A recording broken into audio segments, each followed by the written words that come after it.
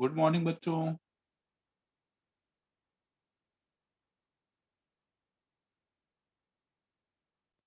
Last time तो ज्यादा homework दिया नहीं था, उसमें है कुछ डाउट?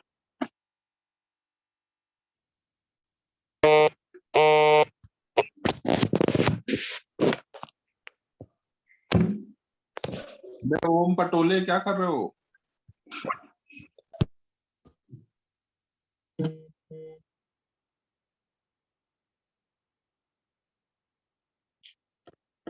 बच्चों डाउट है लास्ट टाइम वाले होमवर्क से कुछ?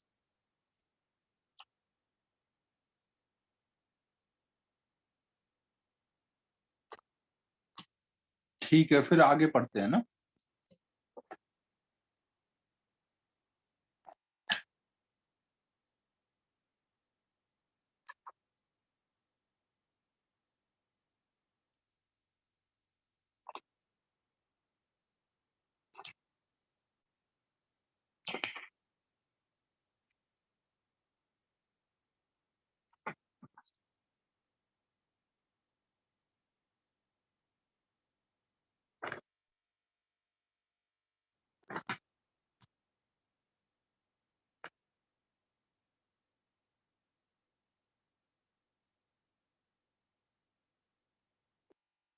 अबे कोई फालतू की बातें नहीं करो, कोई स्टोरी स्टोरी नहीं है।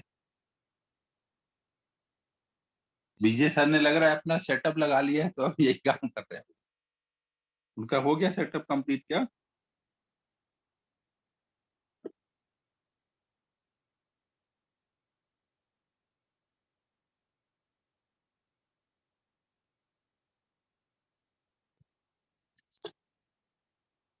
अच्छा, कल उनका बर्थडे था तो इसलिए। यार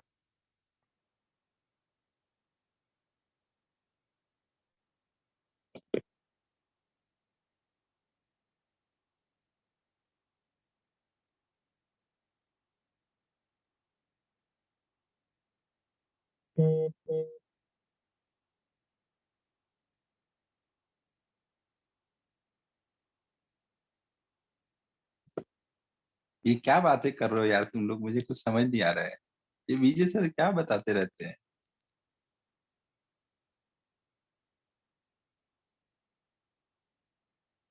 कुछ भी यार, क्या बातें कर रहे हो?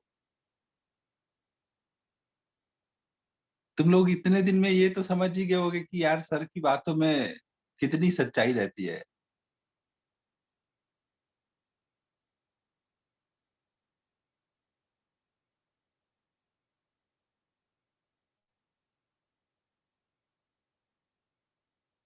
अच्छा, पांडे सर की बात कर रहे हो? हाँ हाँ, फिर तो याद आ जाएगा मुझे। कौन सी बात बोल रहे हो?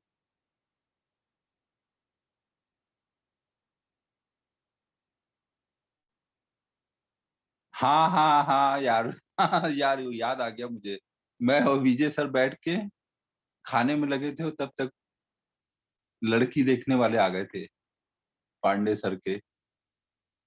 हाँ हाँ, वो तो याद आ गया मुझे। उस दिन तो अजीब ही हुआ था यार।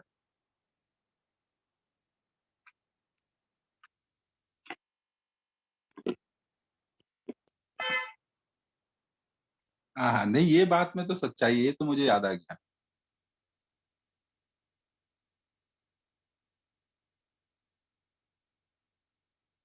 यार ये नींबू निचोड़ने वाला सब विजय सर ने मेरे पे डाल दिया।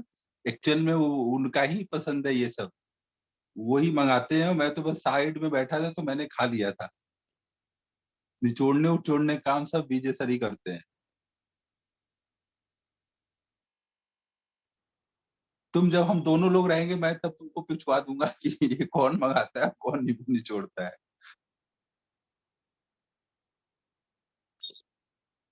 वो पहले से ही कवर भी कर दिया कि उनकी बात सच लगे। ये सब सर का आइडिया रहता है यार, मैं तो वहां पे इतना ध्यान भी नहीं देता। ऑफिस में बैठ के खाने पीने का विजय सर का ही ध्यान था कि ये मंगाते हैं और टाइम पास करते हैं। उनको पता था कि सच्चाई यही है, मैं बोलूंगा ही, तो उन्होंने पहले से कवर कर दिया।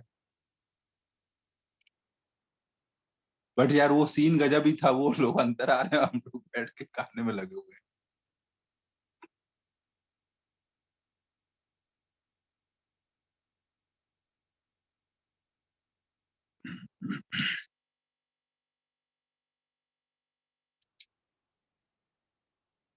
अभी इधर भी विजय सर के साथ एक और कहानी हुई थी, वो बताया सर ने?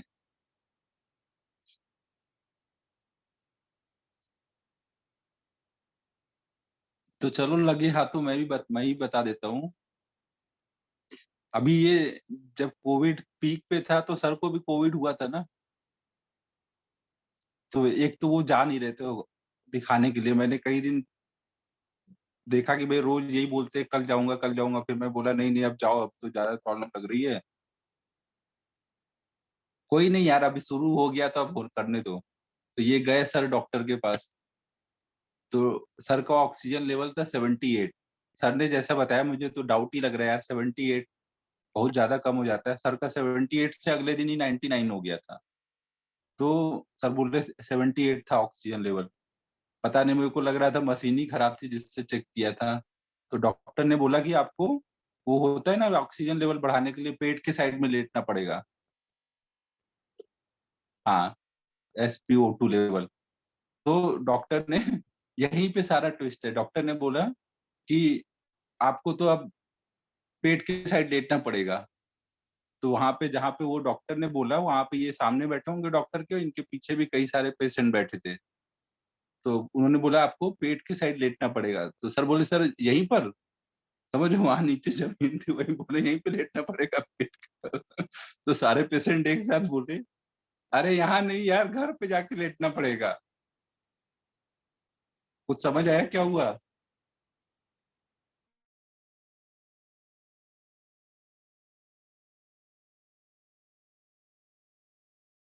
तो मैं क्या बोल रहा हूँ?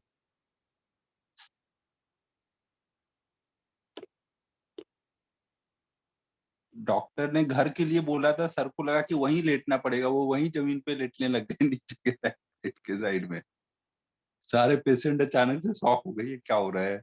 मैं बोला अरे यहाँ नहीं यार, घर जाके लेटो।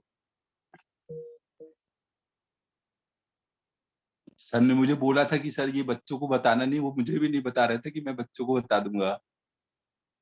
तो तुम लोग घर सर को बोलना नहीं एकदम भी कि मैंने बताया है ना। सर ने मुझे स्ट्रिक्टली मना किया था क्योंकि इसमें बहुत ज्यादा बेइज्जती हो रही थी। तो उन्होंने बोला था कोई को पता नहीं चलना चाहिए, मुझे भी नहीं बता रहे थे। वो बहुत उस दिन अजीब सा फील कर रहे थे, तो बाद में मेरे साथ शेयर कर दिया था उन्होंने। मैं देखो इतने दिन हो गए बताया नहीं था, बट अब तुम लोग स्टोरी की बात कर रहे थे तो मैं सोचा बता ही दूं ये वाली भी स्टोरी।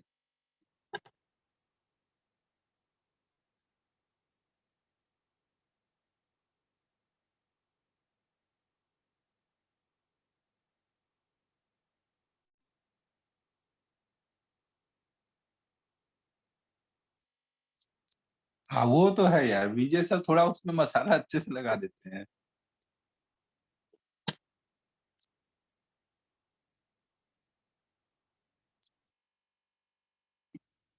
अबे रजत तुम लोग मत बोलो यार, क्या बोलने की जरूरत है।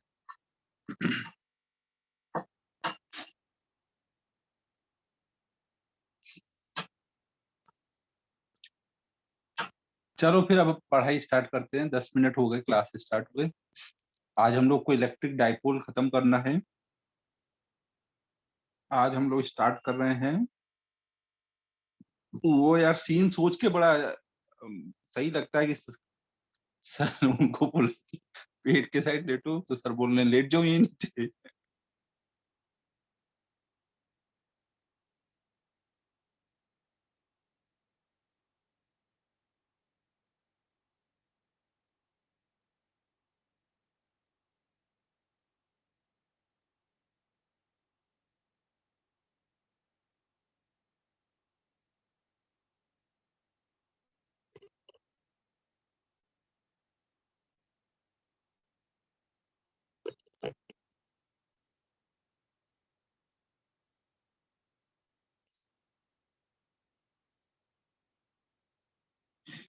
तो नेक्स्ट देखो हम लोग देख रहे हैं बच्चों, अब इलेक्ट्रिक डाइपोल के बारे में हम लोग देख रहे हैं।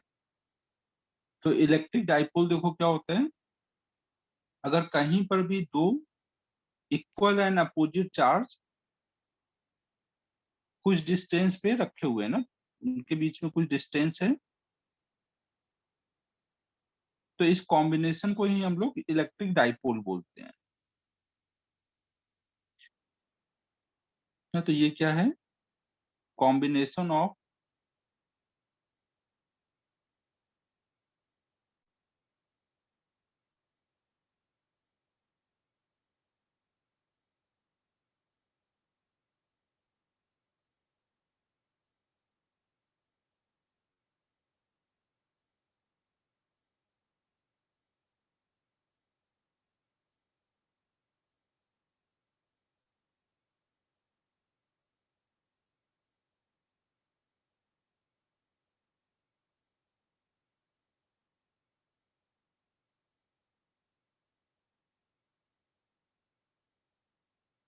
इसमें ये ध्यान रखना है कि इलेक्ट्रिक डाइपोल होने के लिए दोनों में चार्ज जो होना चाहिए इक्वल मैग्नीट्यूड का होना चाहिए, और एक में प्लस और एक में प्लस और एक में माइनस होना चाहिए।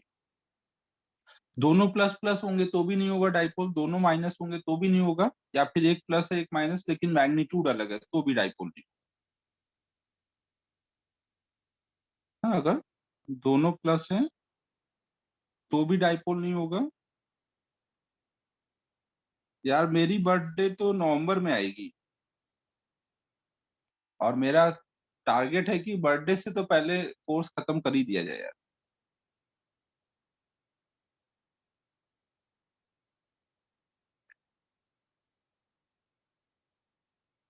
तो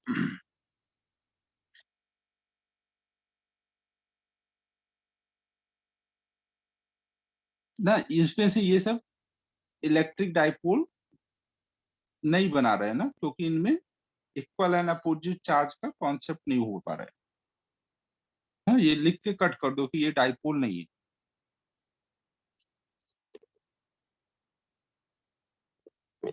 देखते हैं यार, नवंबर तक ओपन तो हो जाना चाहिए। मेरे को तो लग रहा है कि नवंबर तक ऑफलाइन हो जाएगा। अगर ऑफलाइन होगा तो पार्टी मिलेगी। नोट करो यहाँ तक।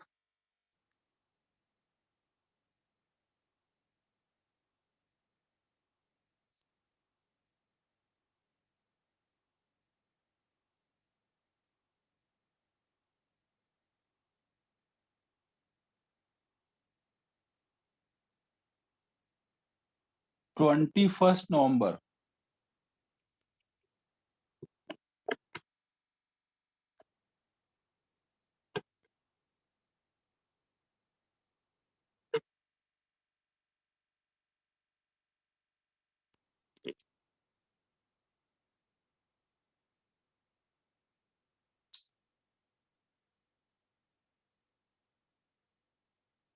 हाँ, तब तक तो हो ही जाना चाहिए यार। अभी वैक्सीन भी देख लो कितना फास्ट लग रही है।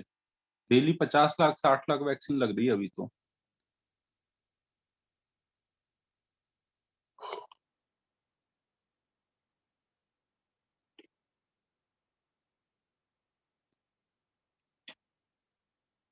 हो गया नोट यहाँ तक?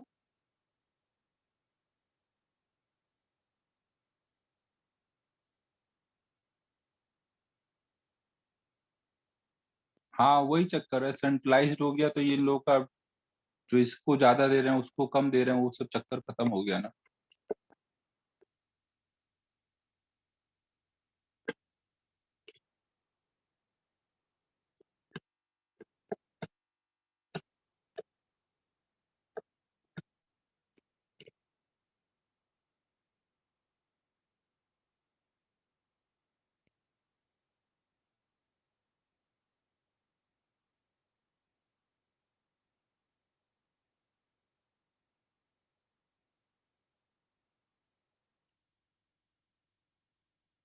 फिर देखो, हर एक इलेक्ट्रिक डाइपोल के लिए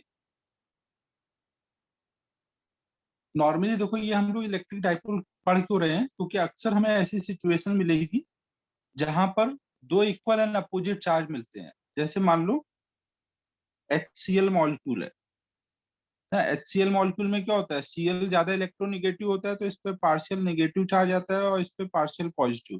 तो ये क्या बन जाता है, दो इक्वल एंड अपोजिट चार्ज कुछ डिस्टेंस पे रखे हैं, ऐसा कॉम्बिनेशन।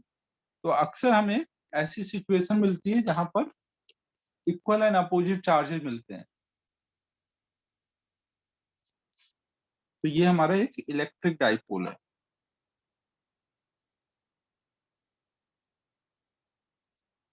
फिर देखो इलेक्ट्रिक डाइपोल के लिए हम लोग उसकी स्ट्रेंथ अगर हम देखें तो उसको स्ट्रेंथ को लेकर के एक टर्म डिफाइन किया गया, इलेक्ट्रिक डाइपोल मूवमेंट।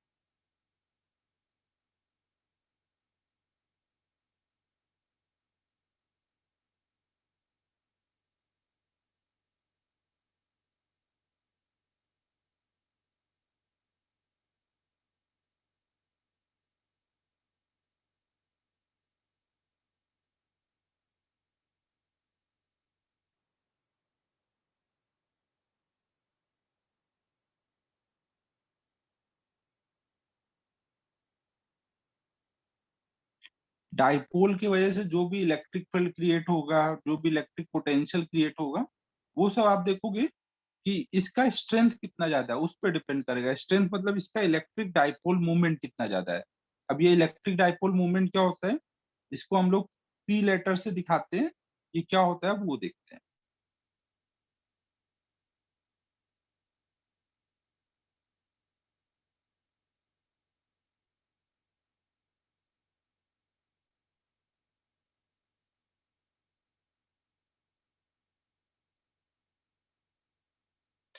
तो वो कोई भी डाइपोल का इलेक्ट्रिक डाइपोल मूवमेंट हम लोग निकालने के लिए, ये जो इलेक्ट्रिक डाइपोल मूवमेंट होता है ये प्रोपोर्शनल टू होता है कितना ज्यादा यहाँ चार्ज है। जितना ज्यादा चार्ज होगा उतना ज्यादा ये स्ट्रॉन्ग डाइपोल बनेगा। साथ में इनके बीच की डिस्टेंस कितनी ज्यादा है, ज्यादा डिस्टेंस पे भी ये ज्यादा स्ट्रॉन्ग हो जाता है। तो दोनों पे डिपेंड करके फाइनली ये क्यू इंटू डी, नहीं इलेक्ट्रिक डाइपोल मूवमेंट जो होता है क्यू और डी पे डिपेंड करता है, जिनको हम कंबाइन करके क्यू इंटू डी के प्रोपोर्शनल है। और यहाँ प्रोपोर्शनलिटी कांस्टेंट 1 रहता है। तो इलेक्ट्रिक डाइपोल मूवमेंट डिफाइन है क्यू इंटू डी करके। क्यू मतलब पॉजिटिव जो चार्ज है उसका, मतलब यहाँ मैग्नीट्यूड लेना है ना, दोनों में से कोई भी एक चार्ज का मैग्नीट्यूड इंटू डी। और ये एक वेक्टर क्वांटिटी है। इसका डायरेक्शन किधर को डिफाइन किया गया है, इसका डायरेक्शन ऐसे कुछ है नहीं, हम लोगों को दिया है डायरेक्शन ना।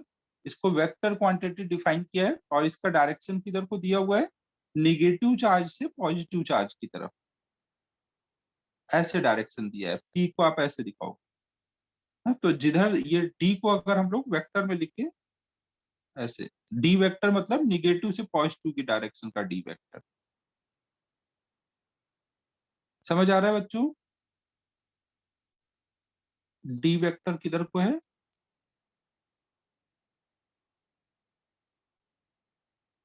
From negative to positive charge.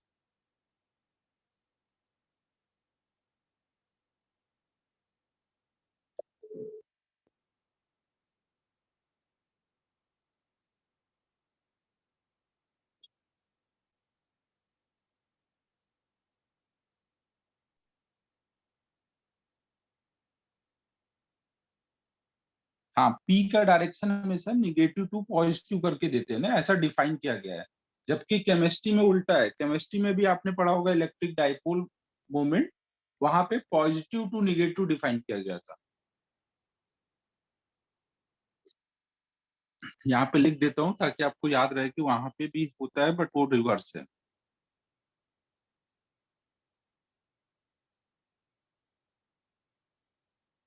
Chemistry वाले सब उल्टा ही काम करते हैं यार।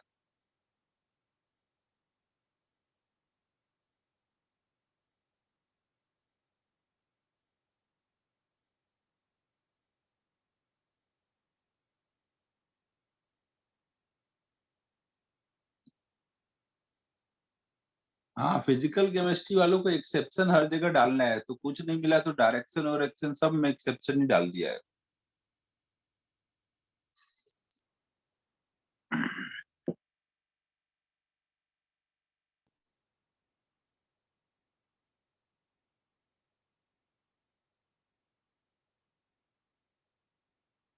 अबे केमिस्ट्री में पढ़ा तो है लेकिन कुछ पढ़ा नहीं है ना। पढ़ोगे तो फिजिक्स में ही, तो जो फिजिक्स में पढ़ोगे वही सीधा लगेगा। केमिस्ट्री में नाम ही तो सुना है, और क्या किया है बताओ? पढ़ तो अभी अभी रहोगे तो पढ़ोगे।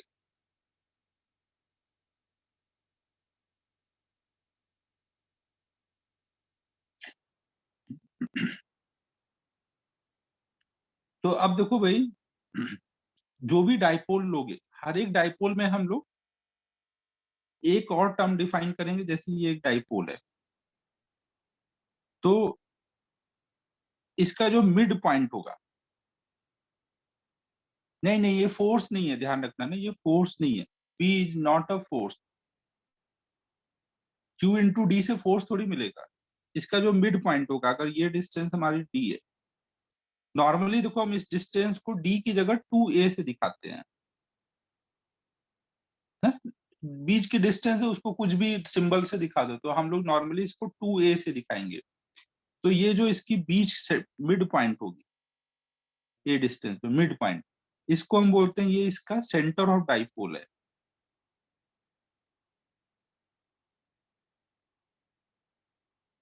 तो कभी भी डाइपोल से कोई पॉइंट की डिस्टेंस अगर देख रहोगे, अगर कोई बोला जाए कोई पॉइंट ए है यहाँ डाइपोल से कुछ डी डिस्टेंस पे, तो इसका मतलब उसकी सेंटर से डिस्टेंस दी जाएगी। कुछ भी डिस्टेंस अगर डाइपोल से मेजर करना है तो वो हमेशा हम उसके सेंटर से लेंगे।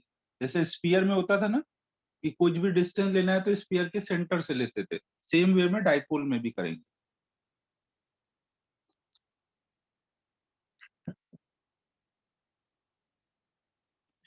फिर डाइपोल को हम लोग केवल एरो बना के भी दिखाते हैं ना, जैसे ये एक डाइपोल है तो इसको हम ऐसे दिखा देंगे, और उसके ऊपर उसका डाइपोल मूवमेंट लिख देंगे, है? इसका हेड जो होगा ये बता रहा होगा कि पॉजिटिव चार्ज है, और टेल बता रहा होगा कि यहाँ टेल पे निगेटिव चार्ज है, क्योंकि निगेटिव टू पॉजिटिव होता है डायरेक्शन ना, तो हेड पे आप मानोगे कि पॉजिटिव चार्ज रखा है, टेल पे निगेटिव चार्ज। डाइपोल को हम लोग एक वेक्टर बना के भी दिखाते हैं।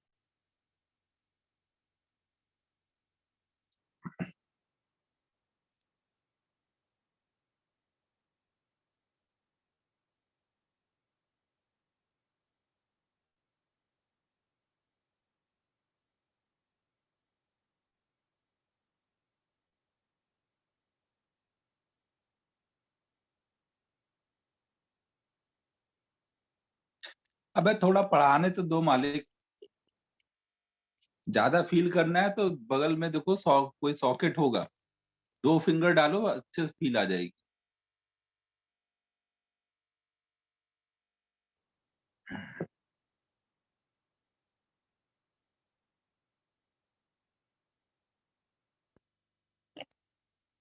अरे भाई श्योर मत बोलो यार, ऐसी हरकतें मत कर देना। ठीक है बच्चों, तो अभी तक हुआ ही क्या है भावेश, बस मैंने क्या बोला, दो इक्वल एंड अपोजिट चार्ज अगर कहीं रखे होंगे तो उसको डाइपोल बोल देंगे। डायपोल ना, डायपोल मतलब डाय मतलब दो, पोल मतलब दो। दो जब प्लस है माइनस है तो इनको आप दो पोल समझ सकते हो ना, तो इनका कॉम्बिनेशन कोई पोल बोला गया। अब इसमें और क्या तुझे फील करना है?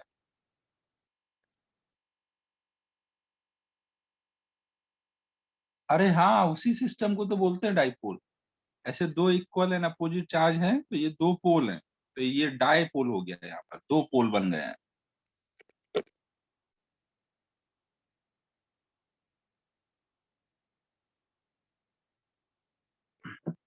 उसका मैग्नीट्यूड नहीं है, उसके लिए हमने एक टर्म डिफाइन किया, इलेक्ट्रिक डाइपोल मोमेंट।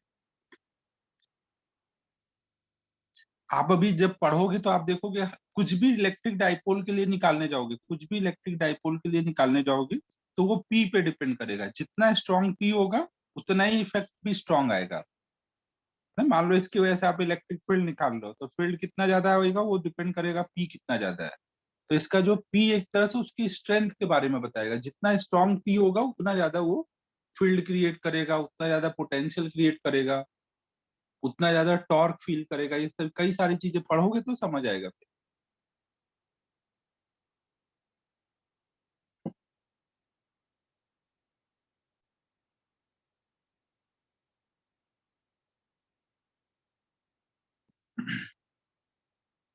कोई भी सिस्टम जहां पे नेट चार्ज जीरो हो रहा है वहां पे आप बोल सकते हो कि एक इलेक्ट्रिक डाइपोल है ना। मान लो हमने एक,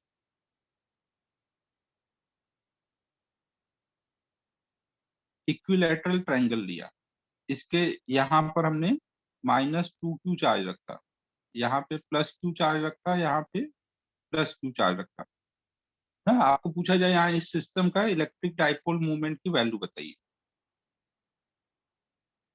तो आप पहले देखोगे कि अगर वो इलेक्ट्रिक डाइपोल है वहां पर, तो वो पूरा नेट चार्ज क्या होना चाहिए वहां का, 0 होना चाहिए। +q और -q का कॉम्बिनेशन बनना चाहिए। फिर अगर एक से ज्यादा डाइपोल रखे होंगे तो उस पे सोचो फिर।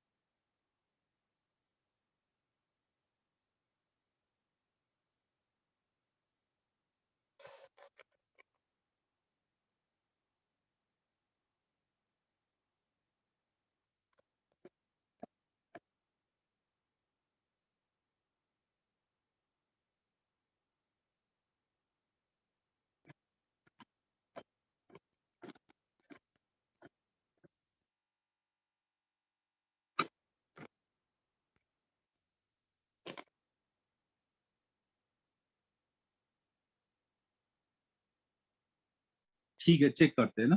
देखो यहाँ पे क्या हो रहा होगा, हम यहाँ पे ऐसे सोच सकते हैं कि दो डाइपोल रखे हैं, एक -q और +q वाला ये डाइपोल, और एक -q और +q वाला ये डाइपोल ना। दो डाइपोल रखे हैं, तो इसलिए -q दोनों मिल करके यहाँ पे टोटल कितना हो जाएगा, -2q रखा हुआ है ना। तो यहाँ पे दो डाइपोल रखे हैं, इसको वेक्टर फॉर्म में आप ऐसे दिखाओगे, एक डाइपोल इधर को रखा है और एक डाइपोल इधर को रखा है ना। दोनों का p मैग्नीट्यूड सेम है ना, क्योंकि दोनों के लिए q सेम है, बीच की डिस्टेंस सेम है, तो दोनों के लिए p की वैल्यू सेम है। और p मतलब कितना, एक डाइपोल का p कितना बोलोगे, डाइपोल पे जो चार्ज है उनटू बीच की डिस्टेंस q इंटू r। अब दो डाइपोल है और इनके बीच का एंगल कितना है, 60 डिग्री। तो हम नेट डाइपोल मोमेंट कितना बोलेंगे, p प्लस p कितना हो जाएगा, नेट डाइपोल मोमेंट कितना हो जाएगा बच्चों।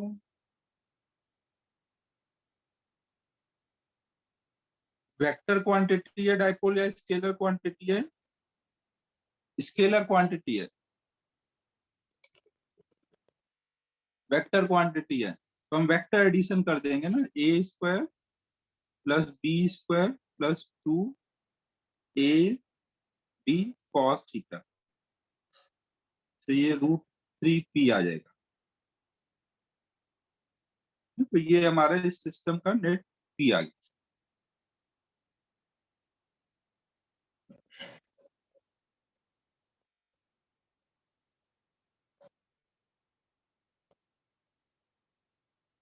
नोट करो इसको।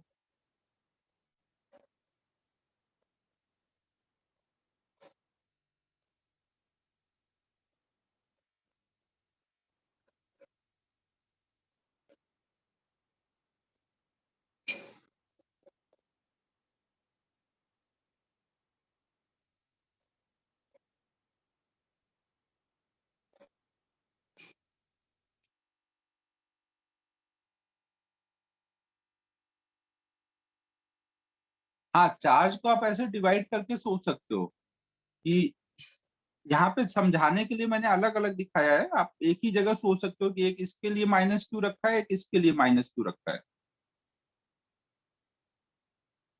अगर दो डाइपोल ऐसे रखे होते तो यहाँ पे कितना चार्ज दिखता, इसका -q, इसका -q, यहाँ पे -2q दिखता ना, यहाँ पे +q दिखता, यहाँ +q दिखता।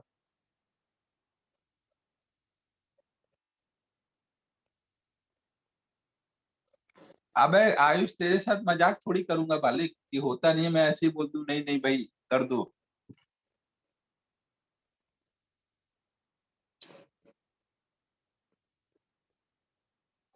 जो होता है वही पढ़ाऊंगा यार।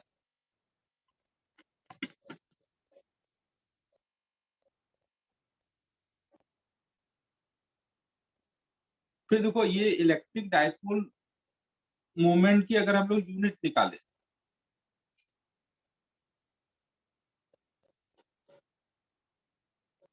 तो इसके आप जो यूनिट होगा, एसआई में क्या आप लिखोगे इसका यूनिट?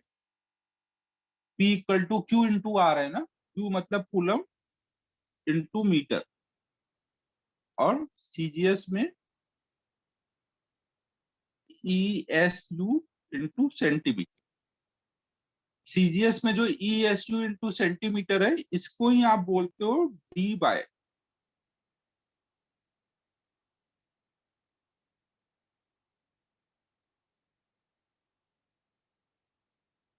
ना सिंबल में ये डी कैपिटल बी रहता था, एक मिनट, नहीं कैपिटल डी।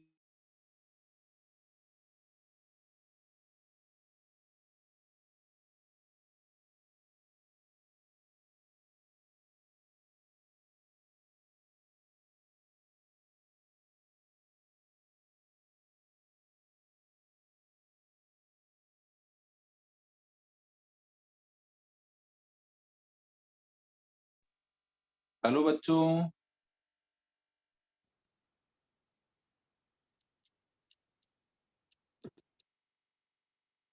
बीच में ये डिस्कनेक्ट हो गया था। इंटू 10⁻⁻10 कूलम मीटर होता है। लैग आने लग गया आज अभी से।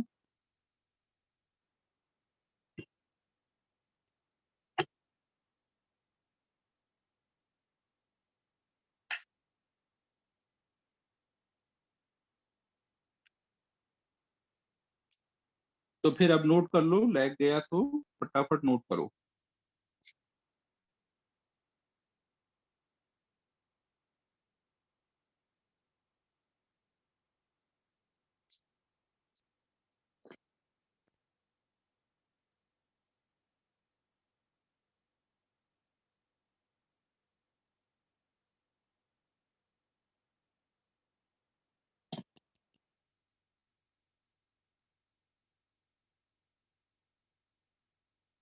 हाँ ये सेंटीमीटर है। क्या बात है भावेश। सीजीएस में जो ये मीटर की जगह सेंटीमीटर आ जाएगा, और चार्ज की जगह, कूलम की जगह ईएसयू आ जाएगा। भावेश आज फुल मूड में है कि डिस्टेंस की यूनिट सीजीएस में सेंटीमीटर होती है क्या, आज एकदम ऐसे ही डाउट पूछने वाला है।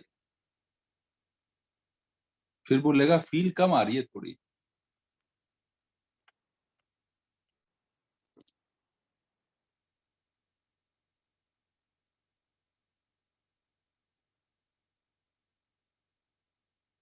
अबे डॉट लगा है देखना, C.M. कूलम मीटर लिखा है। अब यार इतना फील कर रहा है तू भाई, कूलम मीटर, जो नहीं भी फील करना है वो भी फील कर जा रहा है।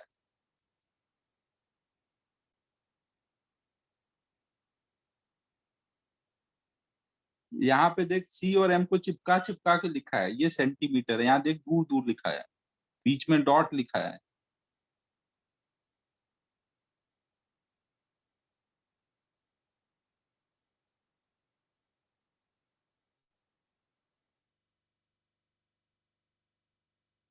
अब देखो, इलेक्ट्रिक डाइपोल को के बारे में हम लोग दो टाइप से पढ़ेंगे। एक तो इलेक्ट्रिक डाइपोल की वजह से इलेक्ट्रिक फील्ड निकालना है, इलेक्ट्रिक पोटेंशियल निकालना है, ये सब देखेंगे। फिर दूसरा देखेंगे कि इलेक्ट्रिक डाइपोल को अगर किसी और के इलेक्ट्रिक फील्ड में रख दिया जाए तो उस पर क्या इफेक्ट पड़ेगा वो देखेंगे। हाँ, तो हम लोग अब देखो क्या क्या पढ़ने जा रहे हैं। हम लोग डाइपोल के बारे में, डाइपोल मतलब पी लिख के बताएंगे ना, पी के बारे में हम लोग क्या क्या पढ़ने जा रहे हैं। एक तो कहीं डाइपोल रखा है ना, एक डाइपोल रखा है तो उसकी वजह से किसी पॉइंट पे ई कितना है, बी कितना है, ये सब निकालना है। डाइपोल की वजह से ई और बी निकालना है। दूसरा पॉइंट कि अगर कहीं डाइपोल रखा है और वहां पर कोई और एक्सटर्नल इलेक्ट्रिक फील्ड है किसी और चार्ज की वजह से, तो इस ई की वजह से डाइपोल पे क्या इफेक्ट लगेगा, कितना डाइपोल पे फोर्स लगेगा, कितना डाइपोल पे टॉर्क लगेगा ना, और डाइपोल की वजह से कितनी एनर्जी वगैरह स्टोर हो जाएगी, इस टाइप की चीजें। ठीक है बच्चों, एक पार्ट में हम पढ़ेंगे डाइपोल की वजह से कितना ई आता है, कितना पोटेंशियल आता है। दूसरे पार्ट में पढ़ेंगे कि अगर डाइपोल को किसी और के इलेक्ट्रिक फील्ड में रख दिया जाए तो उस इलेक्ट्रिक फील्ड की वजह से कितना फोर्स लगता है, कितना टॉर्क लगता है, कितनी पोटेंशियल एनर्जी वगैरह आती है, ये सब। तो हम लोग पहला पार्ट स्टार्ट कर रहे हैं, इलेक्ट्रिक फील्ड निकालना ड्यू टू डाइपोल।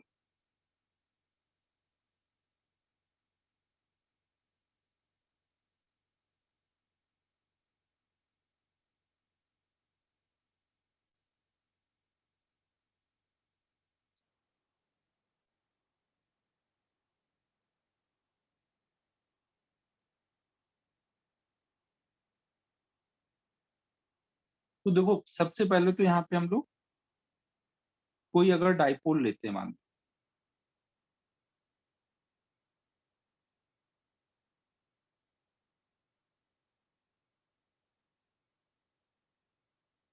तो उसके लिए कुछ टर्म्स यूज करेंगे। जैसे मान लो अगर डाइपोल प्लस और माइनस को मिलाने वाली ये जो लाइन है ना, प्लस और माइनस को ये जो मिलाने वाली लाइन होगी, इस लाइन को हम लोग नाम देते हैं एक्सियल लाइन। जैसे आपको पूछा जाए कि भाई एक्सियल पोजीशन पर इलेक्ट्रिक फील्ड बताओ, तो एक्सियल पोजीशन मतलब इस लाइन पे आपको इलेक्ट्रिक फील्ड निकालना है। ठीक है, समझो, ये डाइपोल को मिलाने वाली ये जो लाइन है, इस लाइन को ही हम नाम देते हैं एक्सियल लाइन।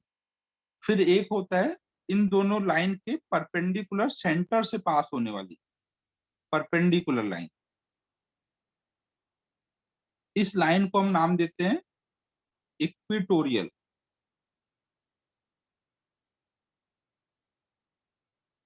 अगर आपको बोला जाए इक्विटोरियल पोजीशन पे ई बताओ, तो मतलब इस लाइन पे ई पूछा जा रहा हो। समझ आ रहा है, इक्विटोरियल पे पूछा जाएगा तो इस लाइन पे पूछा जाएगा ना, ये इक्विटोरियल लाइन बोलते हैं, इसको एक्सियल लाइन बोलते हैं ना। इसके अलावा हो सकता है कहीं पे भी पूछ दे, यहाँ पे बताओ, यहाँ बताओ, कहीं पे भी, एक वो तो ऑर्बिट कहीं पे भी पूछ सकते हैं, जनरल पोजीशन कुछ भी हो सकता है, बट ये दो पोजीशन आपको याद रखना है। ठीक है बच्चों,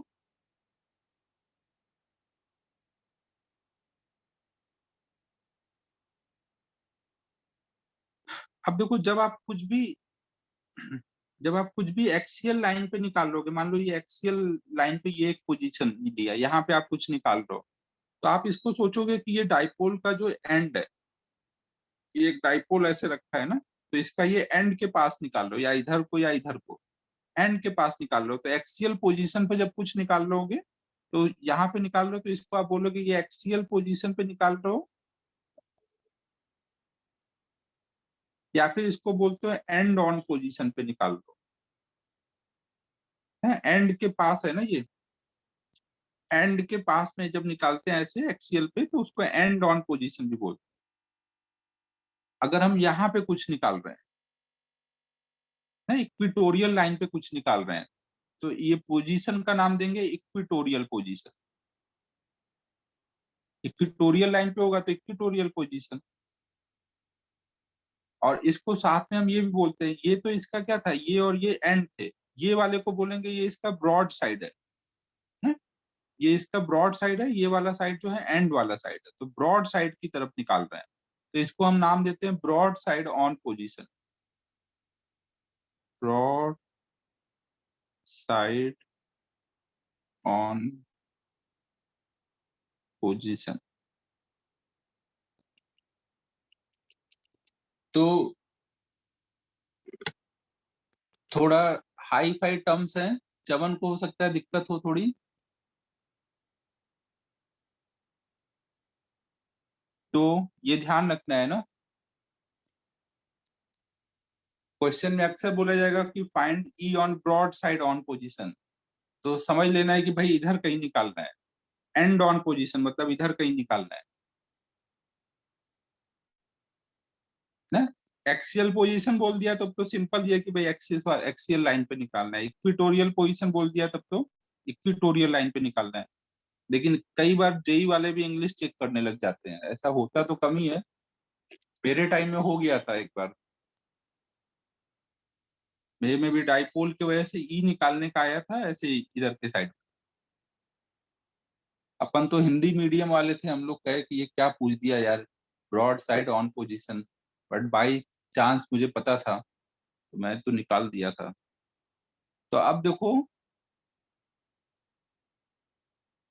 यार, हिंदी मीडियम वालों का जो ऐसा नॉलेज वाला इंग्लिश रहता है वो सही रहता है, बोलने में दिक्कत रहती है। तो अपन को ऐसे थ्योरेटिकल नॉलेज तो अपना सही रहता है इंग्लिश का, तो कर दिया था मैंने। तो हम लोग अब देख रहे हैं ई ऑन एक्सियल पोजीशन, पहला हम लोग निकाल रहे हैं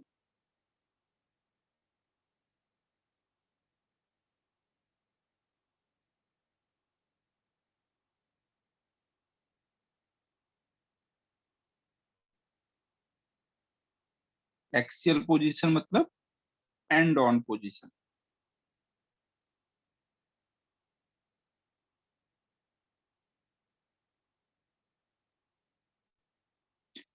तो मान लो हमने एक ये डाइपोल लिया है ना, ऐसे डाइपोल रखा है, तो इसका मतलब आप मानोगे यहाँ पे प्लस क्यू चार्ज रखा है, यहाँ पे माइनस क्यू चार्ज रखा है, और मान लो ये बीच की डिस्टेंस टोटल 2a है, सेंटर यहाँ पे बीच में है, तो सेंटर से कुछ r डिस्टेंस पर, सेंटर से r डिस्टेंस पे कोई पॉइंट लिया गया है, और इस पॉइंट पे हमें इलेक्ट्रिक फील्ड निकालना। तो ये क्या है, ये सिंपल सा दो चार्ज की वजह से ई निकालने का क्वेश्चन हुआ ना, दो चार्ज है प्लस क्यू माइनस क्यू, उनके वजह से इनको जो ये मिलाने वाली लाइन है, इस लाइन पर r डिस्टेंस पे यहाँ पे पॉइंट दिया गया। अगर यहाँ से डिस्टेंस r है तो प्लस क्यू से डिस्टेंस कितनी बोलोगे ना, सेंटर से डिस्टेंस अगर r है तो प्लस क्यू से डिस्टेंस कितनी हो जाएगी, r माइनस है, और माइनस क्यू से कितनी हो जाएगी, माइनस क्यू से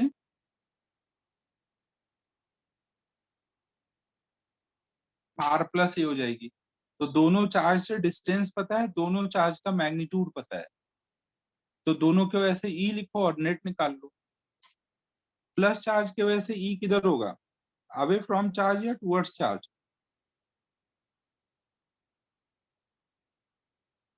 प्लस वाले की वजह से बताओ बच्चों। अब एक आयुष कुंबर, आयुष अवे, देख एकदम मैच भी कर रहा है, आयुष और अवे, तब भी नहीं बता रहा है।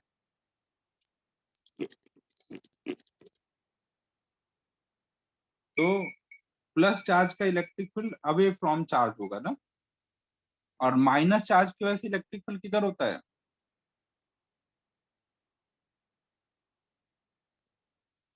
Towards charge.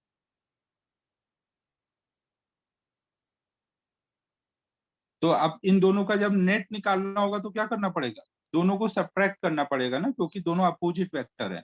तो इसका मैग्नीट्यूड लिखो, इसका मैग्नीट्यूड लिखो, इनका जब नेट निकालेंगे तो मैग्नीट्यूड एक दूसरे से सब्ट्रैक्ट हो जाएंगे ना। और कौन सा वाला ज्यादा आएगा, प्लस का ज्यादा है यहाँ पे या माइनस का ज्यादा है,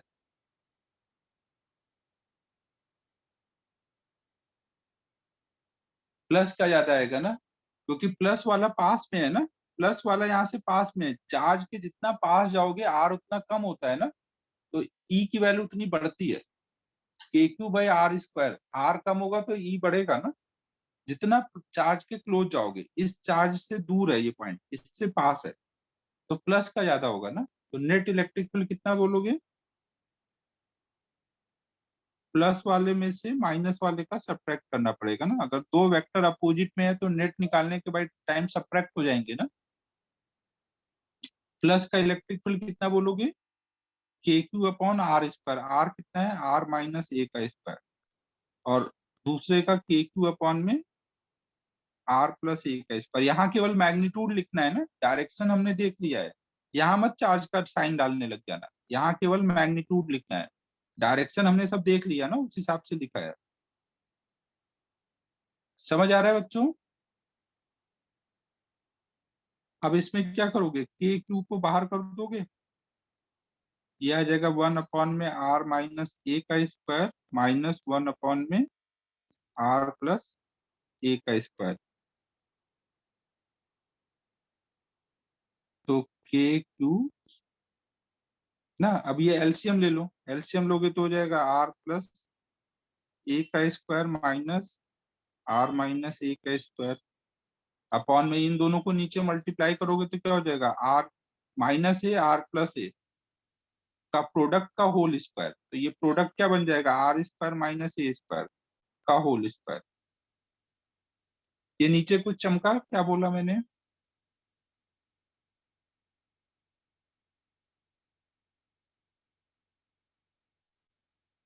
अब देखो इसको क्या करोगे, a² माइनस b² है ना, तो एक बार a+b और एक बार a-b लगा दो।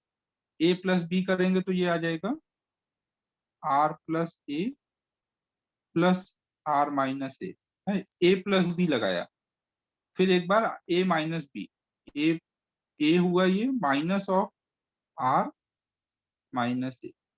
ना, एक बार a+b लगाया, एक बार a-b लगाया।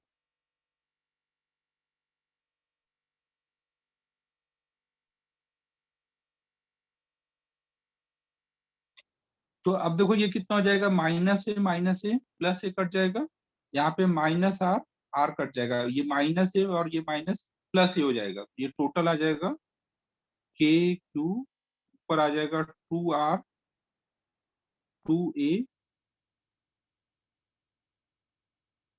अपॉन में r² माइनस a² का स्क्वायर। अब देखो Q इंटू 2a को कितना बोलोगे, Q इंटू 2a, चार्ज और उनके बीच की डिस्टेंस का प्रोडक्ट। Q इंटू 2a कितना हो जाएगा, P हो जाएगा। तो ये आ जाएगा आपका के पी 2r अपॉन में r² माइनस a² का स्क्वायर।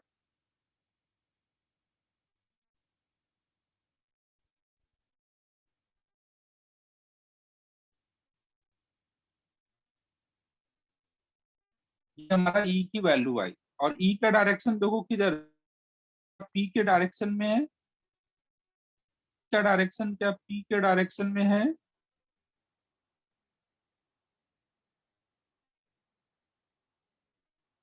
यहाँ देखो E किधर था, इस डायरेक्शन में था ना, और E भी यहाँ किधर आया होगा, ये बड़ा है ये छोटा है, तो नेट इधर को ही आया है ना, जिधर P है उसी के पैरेलल में E भी है ना।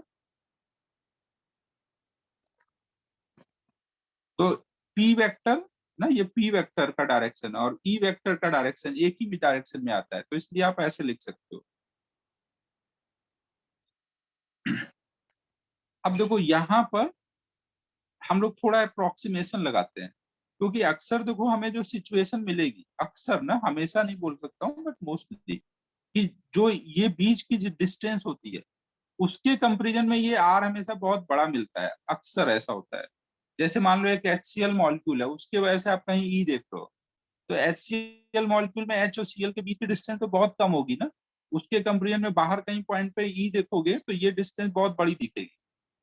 तो वहां पे आप सोच सकते हो कि R is very very greater then A। अगर आपका R is very very greater then A, mostly ये सिचुएशन रहती है, तो वहां पे आप बोल सकते हो r² माइनस a² को ये r² है। तो E की वैल्यू आ जाएगी 2kpr अपॉन में नीचे क्या आ जाएगा, नहीं नीचे ये पूरा r² बचा और उसका स्क्वायर है ना, r² का स्क्वायर, तो ये बन जाएगा r⁴। तो ये आ जाएगा 2kp/r³।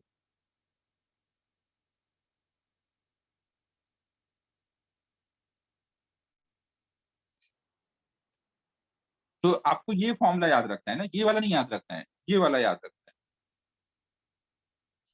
है, क्योंकि मोस्टली यही सिचुएशन मिलेगी। अगर ये सिचुएशन नहीं मिलेगी तो सॉल्व कर देना, एक प्लस का ई लिखना, माइनस का ई लिखना, सॉल्व कर देना। उसके लिए फॉर्मूला याद रखने की जरूरत नहीं है, बट ये वाला याद रखना है, लॉन्ग डिस्टेंस के लिए 2 kp/r। अब ये सब नोट कर लो।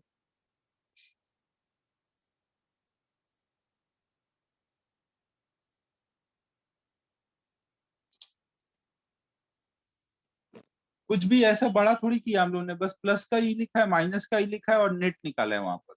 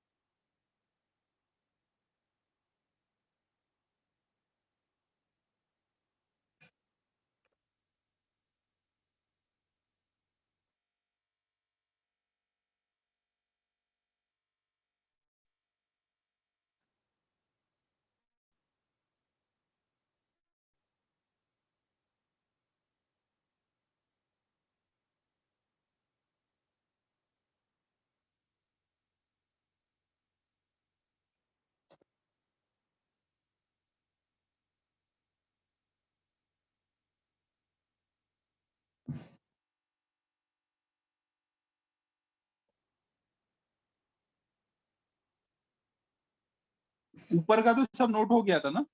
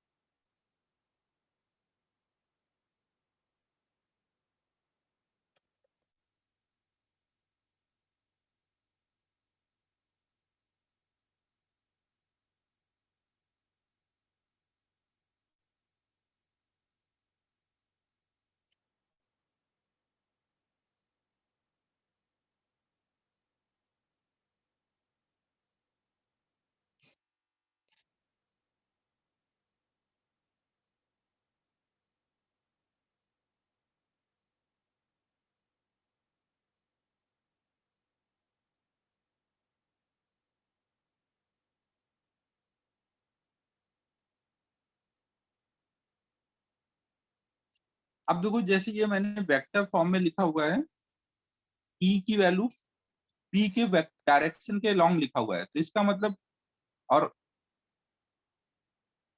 हमेशा जब भी आप एक्सियल पोजीशन पे निकालोगे तो ई जो होगा वो पी के पैरेलल ही आएगा ना। ऐसा नहीं है कि केवल पॉजिटिव चार्ज के साइड में ही निकाला है ना। अगर हमने एक डाइपोल लिया और ये एक्सियल पोजीशन है, तो मैं कहीं पे भी एक्सियल पोजीशन पे ई निकालूंगा तो वो हमेशा पी के डायरेक्शन में ही आएगा। समझ लो ना, यहाँ पे प्लस का ज्यादा है इसलिए अवे आएगा, यहाँ पे माइनस का ज्यादा है इसलिए टूवर्ड्स आएगा, तो हर बार वो ई जो होगा पी के पैरेलल ही आएगा। तो ये हमेशा वैलिड है, एक्सियल पे चाहे इधर निकालो या इधर निकालो ना, हर जगह के लिए 2 kp/r³ हमेशा वैलिड रहेगा डायरेक्शन के साथ। समझ आ रहा है बच्चों मैं क्या बोल रहा हूँ?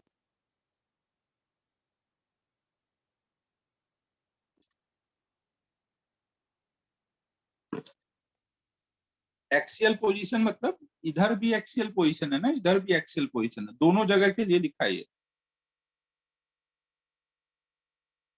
फिर अब हम लोग नेक्स्ट देख रहे हैं ई एट इक्वेटोरियल पोजीशन।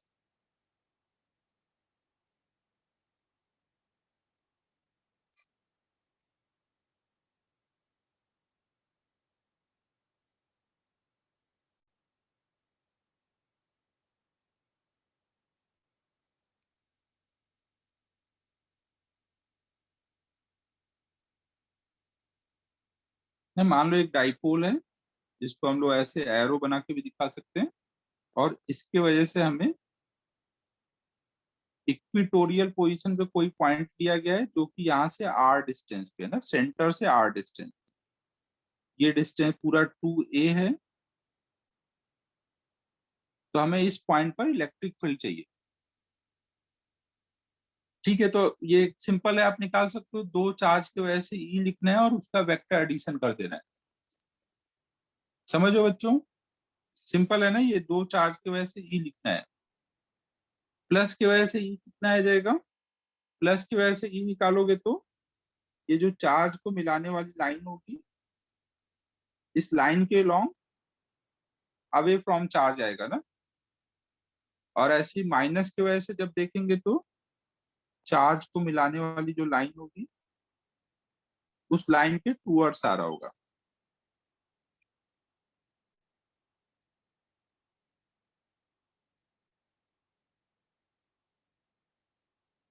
ना। सिमेट्री से आप बोल सकते हो अगर ये एंगल थीटा है तो ये भी एंगल थीटा आएगा, और यहाँ पे एक हॉरिजॉन्टल लाइन ड्रॉ कर दूं। हाँ, सेम मैग्नीट्यूड होगा, अगर ये ई है तो ये भी ई होगा, ये एंगल थीटा होगा, ये भी एंगल थीटा होगा। समझ लो ना, ये थीटा और ये थीटा करस्पॉन्डिंग एंगल, और ये थीटा और ये थीटा ऑल्टरनेट एंगल है, तो दोनों सेम होंगे। अब अगर हम लोग ई को रिजॉल्व करें तो इस ई का इधर कंपोनेंट आएगा ई कॉस थीटा, और ऊपर को आएगा ई साइन थीटा। सेम वे में अगर हम लोग नीचे वाले ई को रिजॉल्व करें, इस वाले ई को, तो इधर के साइड में कंपोनेंट आएगा ई कॉस थीटा, और नीचे को आएगा ई साइन थीटा ना। तो ये दोनों एक दूसरे को कैंसिल कर देंगे ना, ये दोनों एक दूसरे को कैंसिल करेंगे, इधर को ई कॉस थीटा 2 बार आया तो टोटल हो जाएगा 2e कॉस थीटा ना। तो नेट इलेक्ट्रिक फील्ड हमारा कितना हो जाएगा, 2e कॉस थीटा। जहां पे ई क्या है, यहाँ पे ई क्या था, एक चार्ज की वजह से ई कितना है ना। ई का मैग्नीट्यूड कितना लिखोगे, अगर ये डिस्टेंस आर है, ये ए है, तो चार्ज से ये डिस्टेंस कितनी होगी,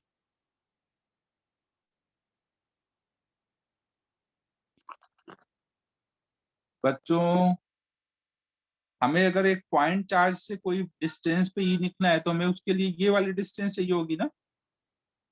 ये हमें कैपिटल, ये वाला आर है, स्मॉल आर, ये ए है, तो ये डिस्टेंस है small R under root of R square plus A square.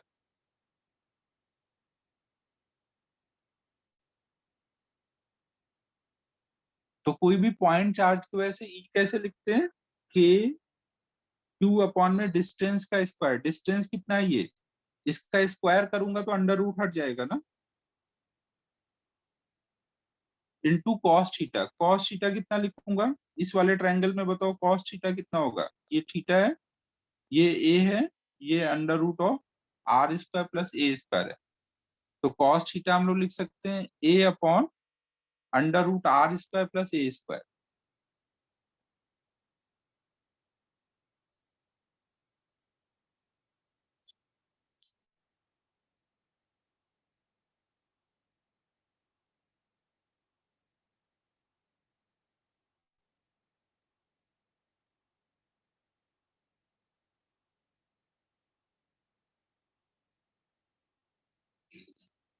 अब देखो क्यू इंटू टू ए को क्या लिख देंगे,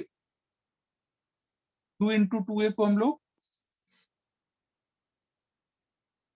पी लिख देंगे, तो ये आ जाएगा के पी अपॉन में R square plus A square power में 3/2।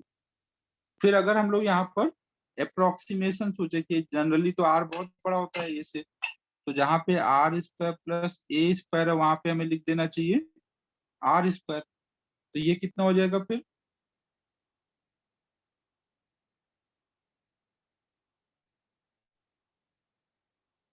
ए स्क्वायर आर स्क्वायर लिख दूंगा पावर में 3/2, टू टू कट जाएगा तो ये आ जाएगा के पी बाई आर।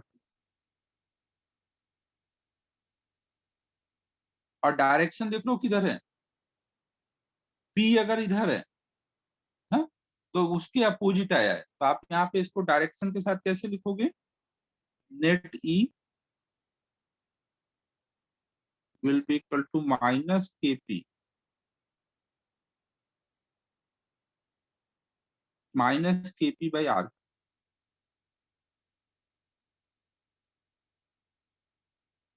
देखो एक्सीएल पे 2 kp था, यहाँ पे kp आ गया ना, बस ये ध्यान रखना है एक्सीएल पे 2 रहता है और इक्विटोरियल पे 2 हट जाता है, kp बाई आर क्यू।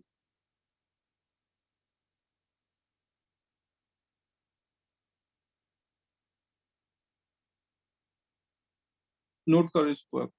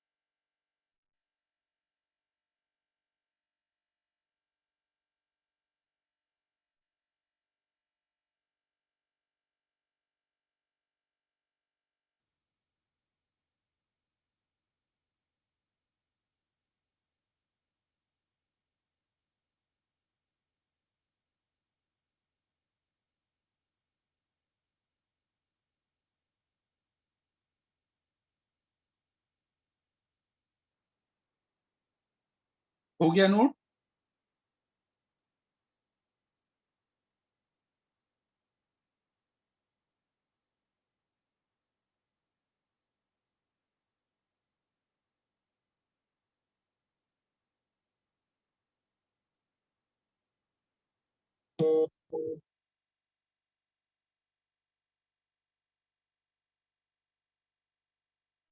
तो देखो हमने अब ये समझ लिया कि अगर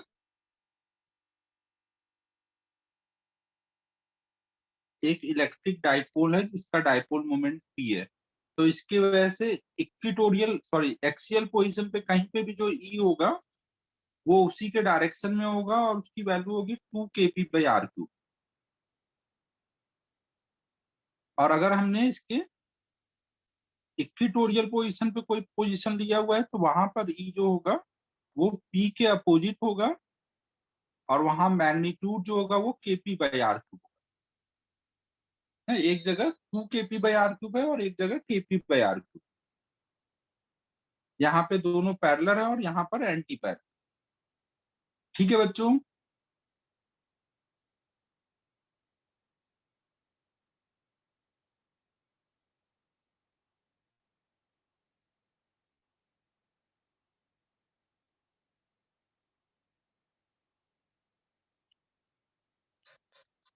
अब नेक्स्ट हम लोग देख रहे हैं कोई भी पोजीशन पे ई निकालना है। अभी हमने दो पे निकालना सीख लिया है ना, एक्सियल और इक्विटोरियल। अब नेक्स्ट हम लोग देख रहे हैं ई एट एनी पोजीशन।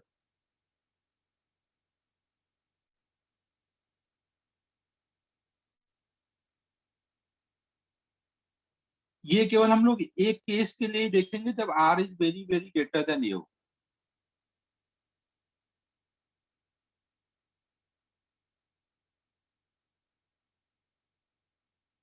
तो ये देखो क्या है, सपोज हमारे पास एक डाइपोल है जिसका डाइपोल मोमेंट p है और इसके वजह से हमने कोई यहाँ पर r डिस्टेंस पे थीटा एंगल पे एक पॉइंट लिया है। तो इस पॉइंट पे हमें ई निकालना है।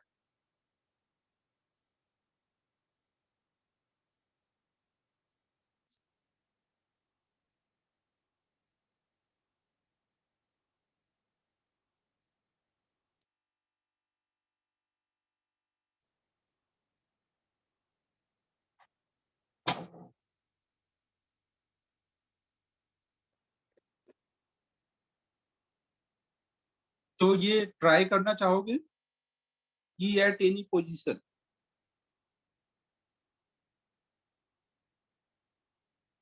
p दिया है, r दिया है, थीटा दिया है, हमें ई निकालना है। ट्राई करो एक बार।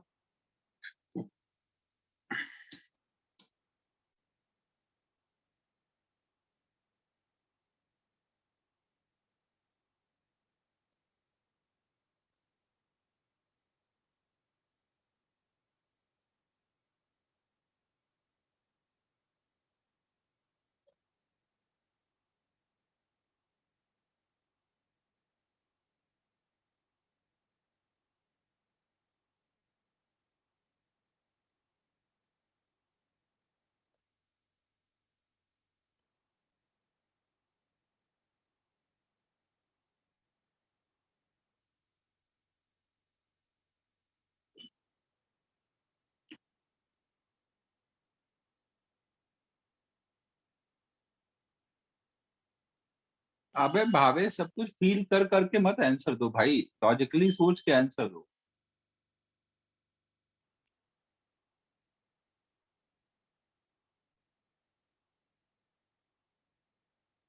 प्लस और माइनस का वहां पे ई कैसे एक दूसरे को कैंसिल कर देगा भाई? प्लस और माइनस क्या इक्वल एंड अपोजिट है?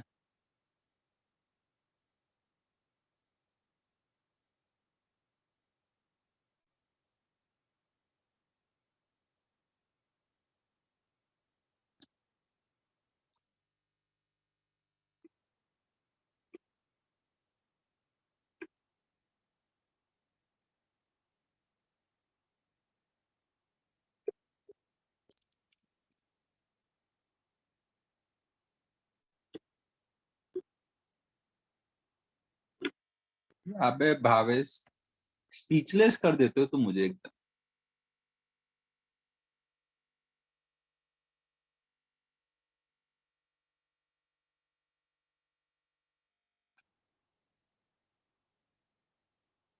अगर ए से बड़ा है आर तो इसका मतलब इनफाइनाइट पे थोड़ी पहुंच गए। ए से आर बड़ा है ना।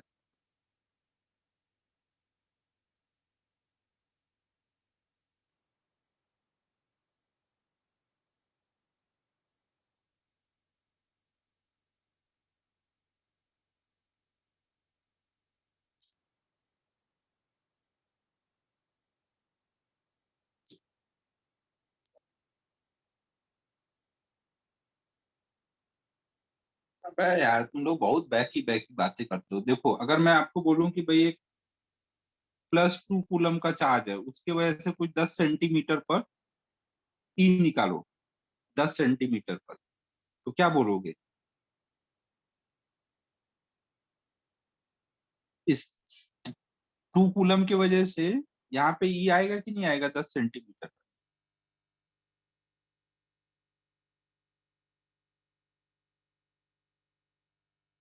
नीचे वो छोटा है ना, उसका स्क्वायर करके रखोगे तो और बड़ा आएगा ऊपर। डिस्टेंस जितना ये कम है ना 10 सेंटीमीटर, तो आएगा। अब अगर मान लो मैं बोलूं कि भाई एक -2 कूलम है, एक +2 कूलम है, दोनों के बीच की डिस्टेंस बहुत कम है, 10⁻⁻⁶ है, माइक्रोमीटर में है। और इसके वजह से मुझे यहाँ पर 10 सेंटीमीटर पर ई निकालना है। तो ये डिस्टेंस बहुत कम है, इसके कंपेरिजन में ये बड़ा है, लेकिन इस चार्ज की वजह से तो ये आएगा ना, इसके लिए थोड़ी ये इनफाइनाइट पहुंच गया है। इनका तो इफेक्ट आएगा ना यहाँ पर। एक का कुछ इधर आ रहा होगा, एक का कुछ इधर आ रहा होगा, तो इन दोनों का वेक्टर सम करोगे ना। आप ये थोड़ी बोलोगे इससे ये बहुत बड़ा है तो 0 हो गया। कुछ चमक रहा है भावेश? किसी से भी किसी को मत कंपेयर कर दो।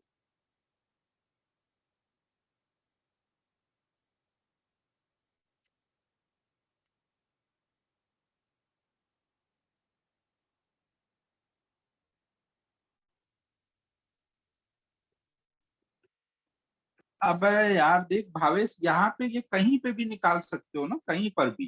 तो थीटा तो वैरी कर रहा है ना, थीटा वैरी करेगा तो ये थीटा भी वैरी करेगा। ये थीटा एक कोई जनरल पोजीशन है, ये पॉइंट पी यहाँ पे भी हो सकता है, यहाँ कहीं पे भी हो सकता है। तो हर जगह इक्वल एंड अपोजिट थोड़ी होगा। आप थीटा के टर्म में निकालो ना।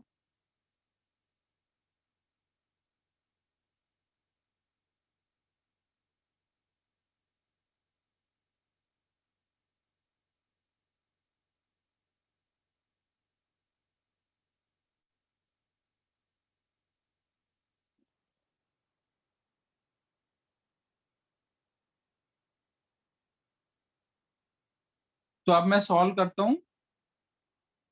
अब देखो तुम लोग, देखो ये डाइपोल मोमेंट एक वेक्टर क्वांटिटी है ना, तो आप इसको रिजॉल्व करके भी सोच सकते हो। आप इसको ऐसे सोच सकते हो कि यहाँ पे दो डाइपोल रखे हैं, एक इधर को है जिसका कंपोनेंट आएगा पी कॉस थीटा, और एक इधर को है जिसका कंपोनेंट आएगा पी साइन थीटा। समझ आ रहा है मैं क्या बोल रहा हूँ? वेक्टर क्वांटिटी को आप रिजॉल्व करके भी सोच सकते हो।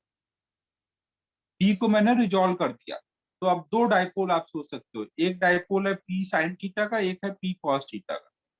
पी कॉस थीटा के लिए ये पोजीशन कौन सा पोजीशन हुआ? पी कॉस थीटा के लिए बताओ ये पोजीशन कौन सा होगा? पी कॉस थीटा वाले डाइपोल के लिए एक्सियल, तो एक्सियल पे ई लिखने का फॉर्मूला पता है, डायरेक्ट लिख दोगे ई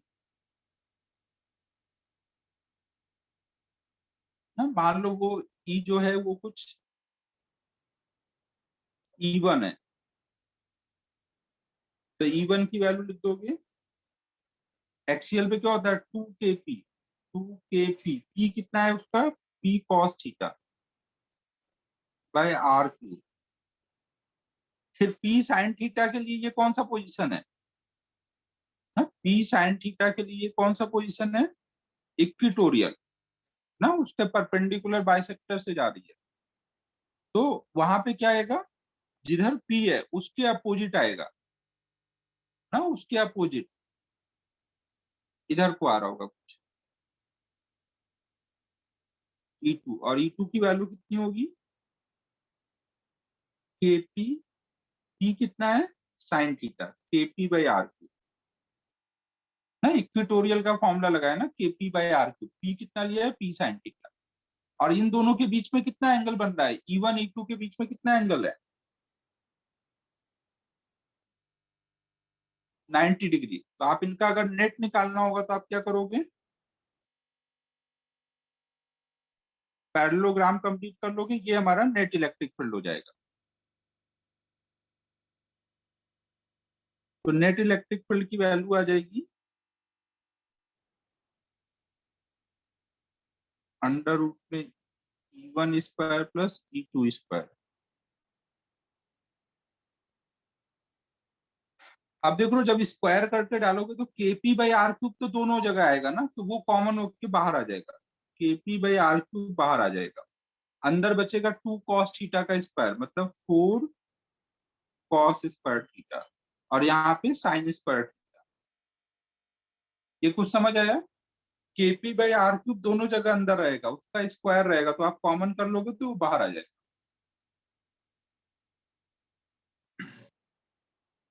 अब यहाँ पे 4 कॉस स्क्वायर थीटा है ना, तो एक cos square theta sine square theta में ऐड कर दो, तो ये बन जाएगा 1 प्लस 3 कॉस स्क्वायर थीटा।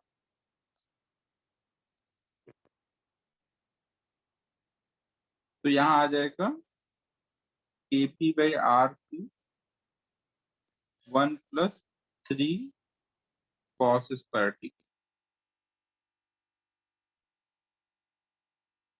तो ये जनरल फॉर्मूला हो गया, कोई भी थीटा पर ये आपको ई की वैल्यू बता दे।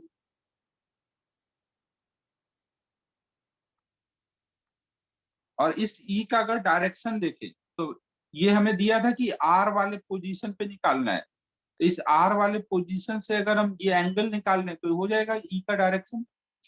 हम लोग अगर ये एंगल निकाल लें, ये एंगल मान लो फाई है, तो आर को हमें दिया था क्वेश्चन में कि आर पे निकालो, तो आर पता है किधर है, तो उससे हम बोल सकते हैं ऊपर को फाई एंगल पर ये। फाई कैसे निकालेंगे, tan phi equal to E2 upon में E1 कर देंगे ना, tan phi equal to E2 upon में E1। ठीक है बच्चों, टेन फाई इक्वल टू हम लिख सकते हैं यहाँ पर E2 अपॉन में E1। E2 कितना आया है, केपी साइन थीटा अपॉन में आर क्यूब, और E1 आया था 2 kp कॉस थीटा अपॉन में आर क्यूब। तो यहाँ पे सब कट जाएगा, ये आ जाएगा 1/2 टेन थीटा। तो फाई और थीटा में ये रिलेशन होगा, जिस थीटा पे आप देख रहे हो वहां से 1/2 टेन थीटा टेन फाई की वैल्यू आएगी।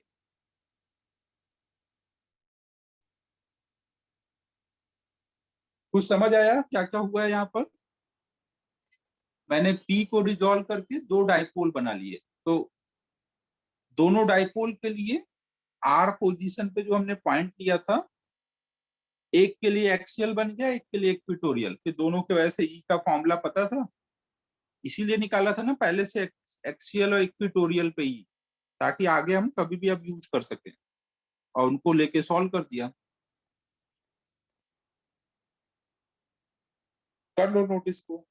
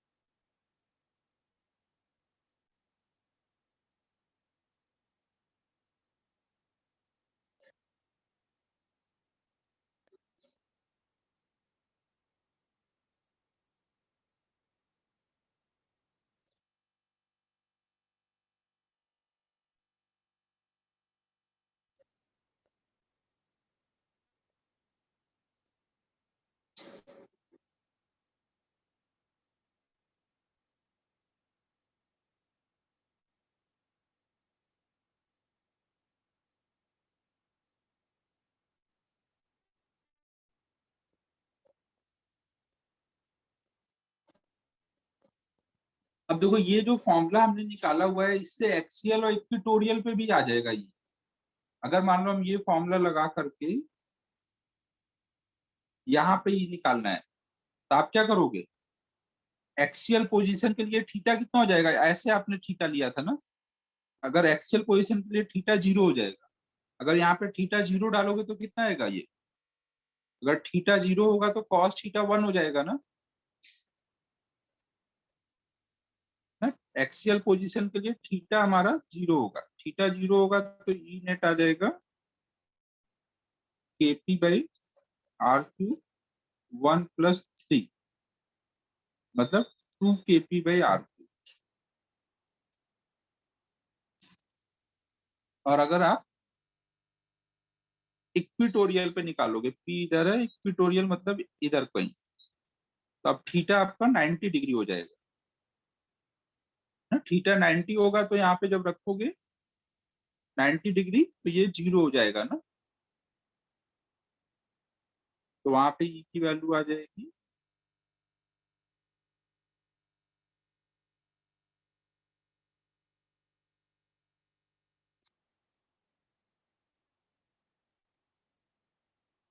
तो ये हमारा जो फॉर्मूला है सब जगह वैलिड होगा ना, KP by R cube under root 1+3 cos square theta. हालांकि हालांकि ज्यादा बेटर यही है कि एक्सियल और इक्वेटोरियल पे याद ही रखो ना, बाकी आपकी मर्जी, लगे तो एक भी याद रखोगे तो चलेगा, मोस्टली ये याद ही रहता ही है, मैं तो याद ही रखता हूँ हमेशा, या याद रहता ही है, सिंपल है तो याद ही रहता है।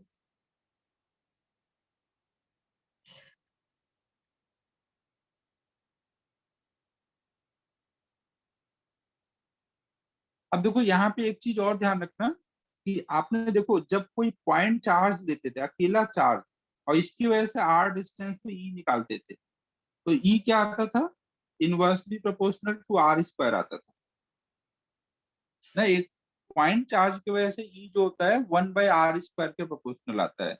लेकिन जब आप एक कोई डाइपोल ले लेते हो और उसकी वजह से कोई भी आर डिस्टेंस पर ई निकालते हो, वो इधर भी कहीं पे भी हो सकता है, तो वहां पे ई क्या आ रहा है, एक डाइपोल की वजह से ई किसके प्रोपोर्शनल आ रहा है, 1/r³ के प्रोपोर्शनल ना। हर जगह देख लो पी तो एक कांस्टेंट हो गया डाइपोल के लिए, हर जगह 1/r³ के प्रोपोर्शनल है। तो ऐसी चीजें पूछी जाती है ना कि डाइपोल के लिए ई किसके प्रोपोर्शनल होता है, तो 1/r³ के प्रोपोर्शनल, जबकि पॉइंट चार्ज के लिए 1/r² के प्रोपोर्शनल। तो हमने अब इलेक्ट्रिक फील्ड निकालना सीखा ना, अब हम लोग नेक्स्ट देख रहे हैं इलेक्ट्रिक पोटेंशियल निकालना। ये नोट कर लो।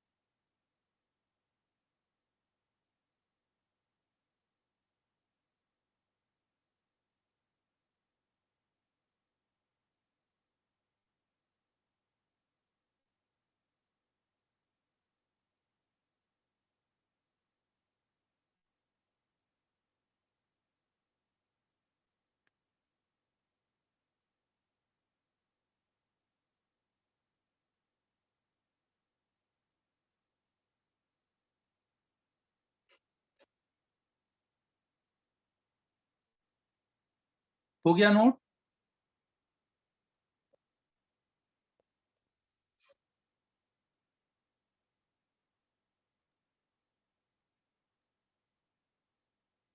और थीटा तो वैरी करेगा ना भाई, देख लो। थीटा ये अलग अलग पोजीशन के लिए अलग अलग आएगा। यहाँ पे देखो थीटा अलग अलग पोजीशन के लिए अलग अलग आएगा ना, जैसे दो पोजीशन का मैंने एग्जांपल दिया, ऐसे अलग अलग पोजीशन पे अलग अलग आएगा।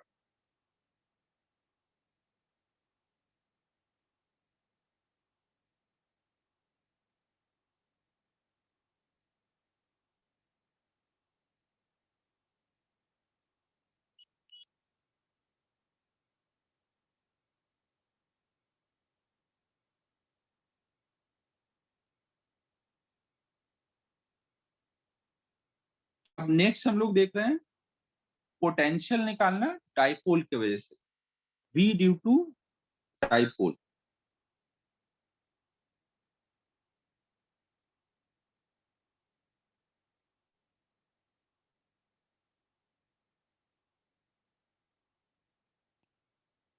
तो हम लोग फिर से वैसे ही निकालेंगे, पहले एक्सियल पोजीशन पे निकालेंगे।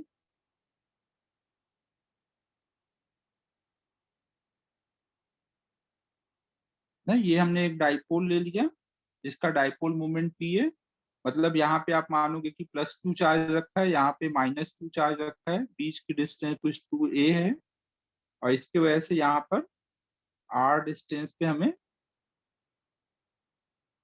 इलेक्ट्रिक पोटेंशियल निकाल। तो हम लोग क्या क्या कर लेंगे, टोटल V निकालना है तो हम क्या करेंगे, प्लस की वजह से पोटेंशियल निकालेंगे, माइनस की वजह से पोटेंशियल लिखेंगे और दोनों को ऐड कर देंगे ना।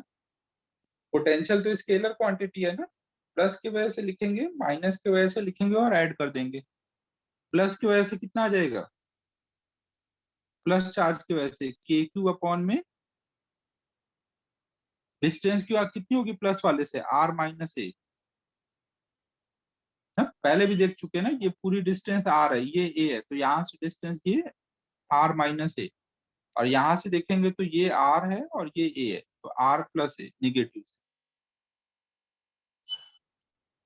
निगेटिव के लिए पोटेंशियल में हमेशा हमें चार्ज को साइन के साथ रखना रहता है ना, प्लस का पोटेंशियल प्लस में आएगा, माइनस का पोटेंशियल माइनस में आएगा। तो अब ये इसको हम लिख सकते हैं के क्यू कॉमन कर लेंगे, 1 अपॉन में r माइनस ए प्लस 1 अपॉन में r प्लस एल, हो जाएगा r प्लस r माइनस ए अपॉन में r square minus A square.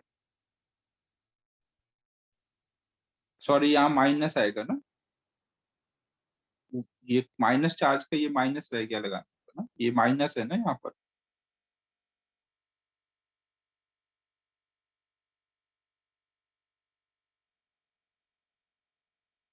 तो ये r कट जाएगा, माइनस ए और ये माइनस माइनस, ये सॉरी ए और ये A, minus A of minus plus हो जाएगा, तो यहाँ आ जाएगा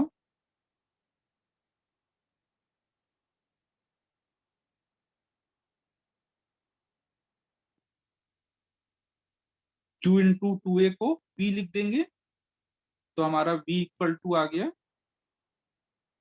के पी अपॉन में r square minus A square ना। और अपन अगर अप्रोक्सीमेशन ले लें कि r is very very greater,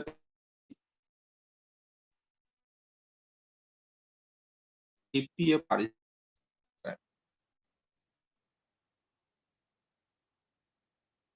scalar quantity है, और b की वैल्यू होगी के पी अपॉन में r स्क्वायर। नोट करो इसे।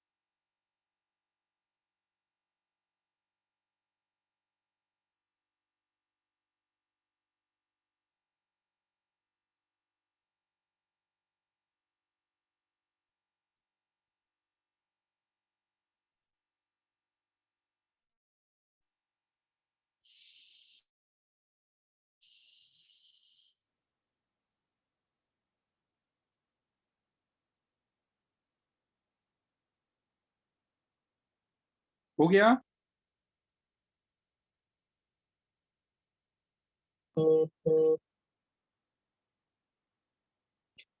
सेकेंड फिर अब देख लेते हैं इक्विटोरियल पोजीशन पे।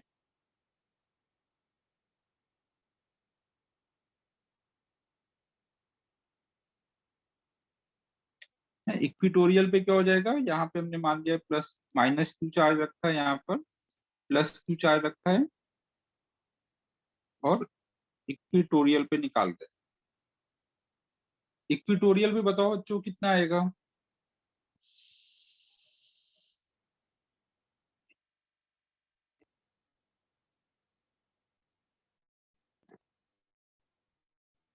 वेरी गुड, क्योंकि प्लस से भी डिस्टेंस सेम है, माइनस से डिस्टेंस सेम है, तो जितना प्लस का आएगा उतना ही माइनस का आएगा, और दोनों इक्वल है ना, अपोजिट होंगे ना, तो जीरो हो जाएगा।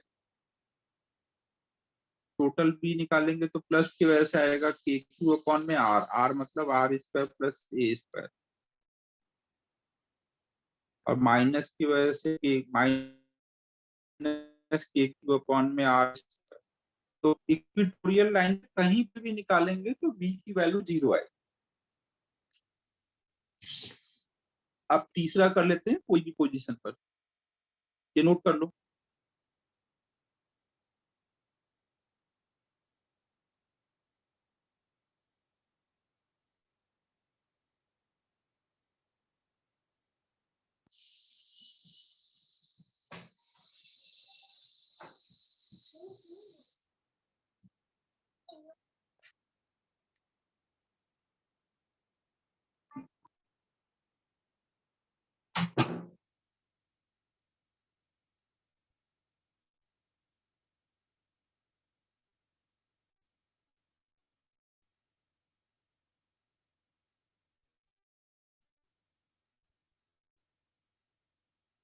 कोई थीटा एंगल आर डिस्टेंस पे ही निकालो, और ये गिवन है कि R is very very greater than ए।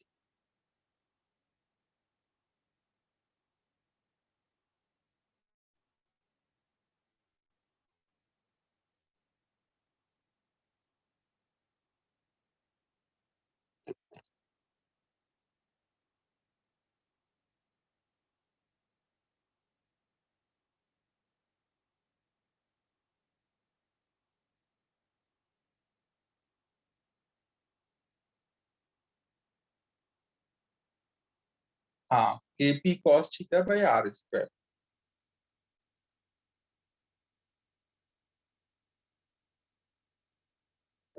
अब ये भावेश तो अलग ही दुनिया में चल रहा है भाई। कहा कि यो भावेश यार आज तुम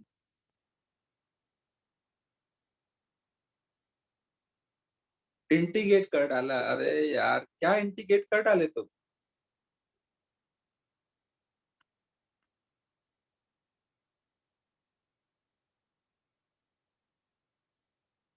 तुम पहले तो अपना नाम चेंज करो, ब्रह्मांतर हटा के ब्रह्मा कर दो उसको तुम। भगवान ब्रह्मा का सीधे अवतार हो तुम तो।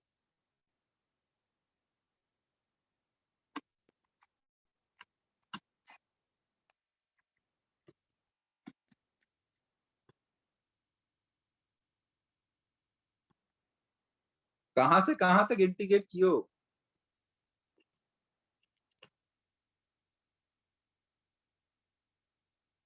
पूरे क्वार्टर के लिए इंटीग्रेट कर दिया इसने, पूरे क्वार्टर के लिए कर दिया इंटीग्रेट। चीजों को डिफिकल्ट बनाना अगर कोई को सीखना है तो भावेश से सीखे। हम लोग देखो यहाँ पे क्या कर लेंगे, एक तो इधर को डाइपोल आ जाएगा पी कॉस थीटा, और एक इधर को आ जाएगा पी साइन थीटा। तो हमें पता है कि दो डाइपोल आ गए हैं। पी कॉस थीटा वाला जो डाइपोल है, पी कॉस थीटा वाला जो डाइपोल है, उसके लिए कौन सा पोजीशन है, एक्सियल है ना, उसके एक्सिस पे आ रहा है ना ये पॉइंट, तो उसके वजह से तो आएगा। और इसके लिए पी साइन थीटा की वजह से ये इक्विटोरियल पोजीशन है, इक्विटोरियल पोजीशन है, तो उसकी वजह से यहाँ भी जीरो आएगा ना। तो केवल एक डाइपोल की वजह से आएगा पी कॉस थीटा वाले की वजह से, तो नेट कितना आ जाएगा, नेट वी आ जाएगा पहले वाले डाइपोल का पी कॉस थीटा वाले डाइपोल का वी, और पी साइन थीटा वाले डाइपोल का वी। पी कॉस थीटा वाले की वजह से आएगा के, एक्सियल पे कितना आया था, के पी बाई आर स्क्वायर ना, पी की वैल्यू है पी कॉस थीटा, तो के पी बाई आर स्क्वायर, और पी साइन थीटा के लिए इक्विटोरियल है तो वहां 0। तो नेट वी आ गया हमारा के पी कॉस थीटा अपॉन में आर स्क्वायर।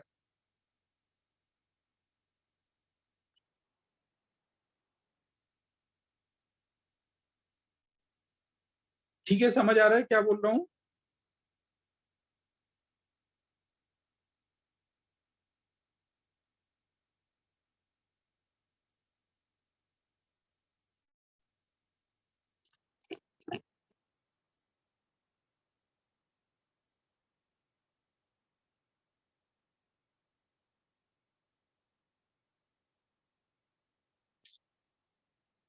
अब देखो इस फॉर्मूले को हम लोग ऐसे भी लिख सकते हैं, अगर हम इसको एक आर वेक्टर लिखें ना, इसको हम एक आर वेक्टर माने, और एक ये पी वेक्टर है, तो पी वेक्टर और आर वेक्टर के बीच में एंगल कितना बन रहा है, ये एक आर वेक्टर इसको अगर हम ले तो ये पी वेक्टर है, तो उनके बीच का एंगल कितना है, थीटा है। तो यहाँ पर हम लोग इसको ऐसे लिख सकते हैं, B equal to K P cos theta into R को ऊपर नीचे मल्टीप्लाई कर दो। अगर आर को ऊपर नीचे मल्टीप्लाई करूंगा तो ऐसे आ जाएगा। अब P into R into cos theta को क्या लिखूंगा, पी आर कॉस थीटा को क्या लिख सकता हूँ,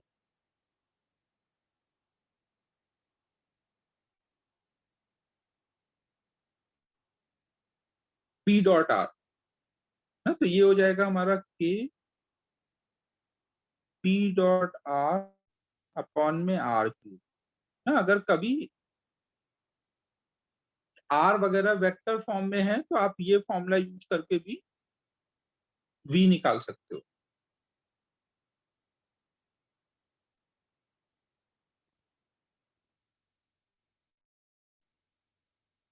अब ये नोट करो, फिर इस पे प्रॉब्लम करते हैं।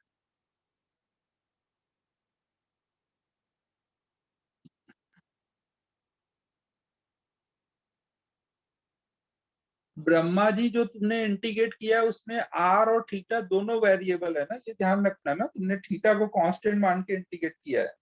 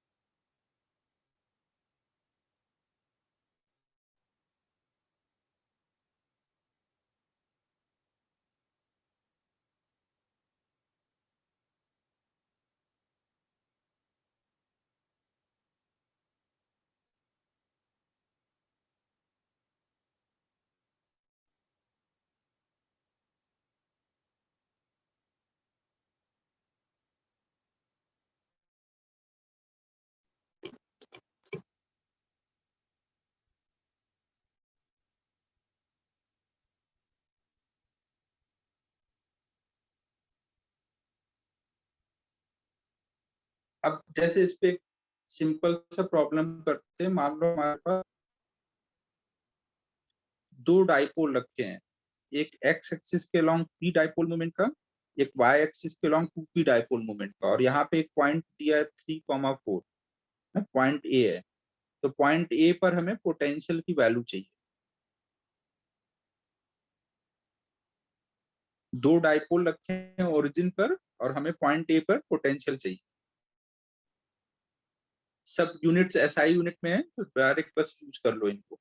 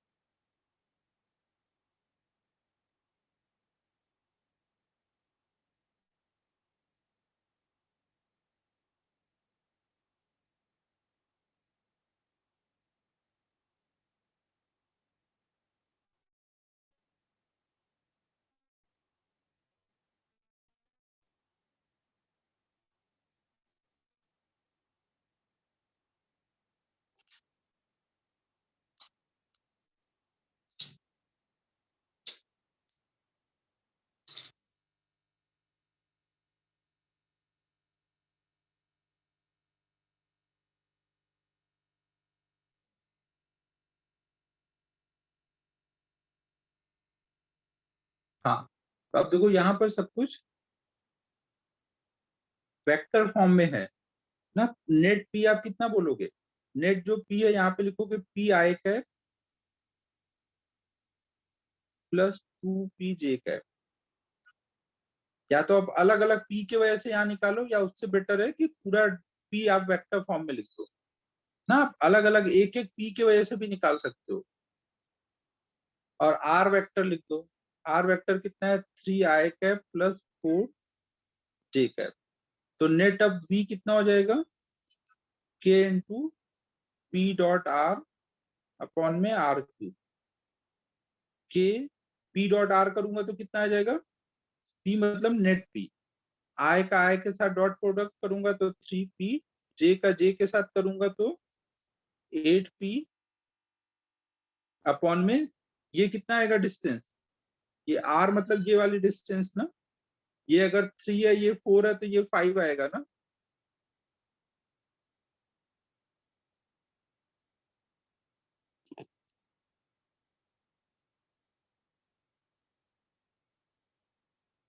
आप इसका मॉड लेकर के भी आर निकाल सकते हो ना। आर वेक्टर का मॉड ले लोगे तो भी आर आ जाएगा। तो v इक्वल टू आ गया 11 के पी बाई 125। तुम लोगों ने 2 के पी कैसे निकाला है, 2 के पी बच्चों कैसे निकाला है।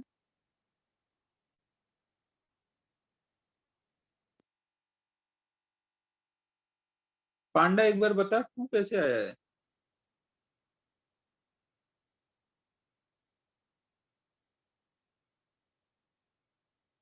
आप थीटा निकाल के भी कर सकते थे, ये थीटा निकालते, ये थीटा निकालते ना, और फिर KP cos theta by R square लगाते और दोनों ऐड करते, वो भी कर सकते हो। बट दिख रहा है कि वो बहुत लेंथी हो जाएगा ना।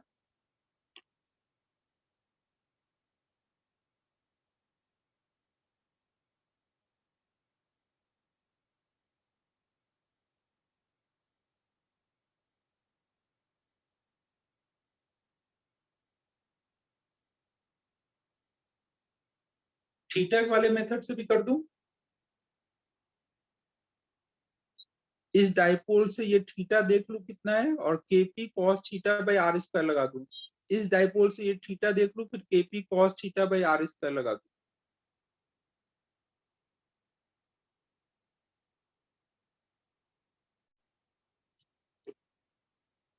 चलो मैं थीटा वाले मेथड से भी लिख देता हूँ।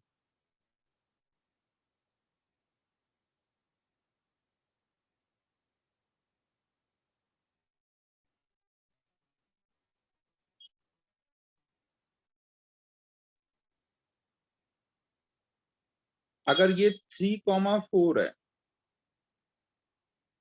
तो ये एंगल कितना आएगा, ये मान लो थीटा 1 है, ये 3 आएगा, ये 4 आएगा, ये 5 आएगा, और ये मान लो थीटा 2 है।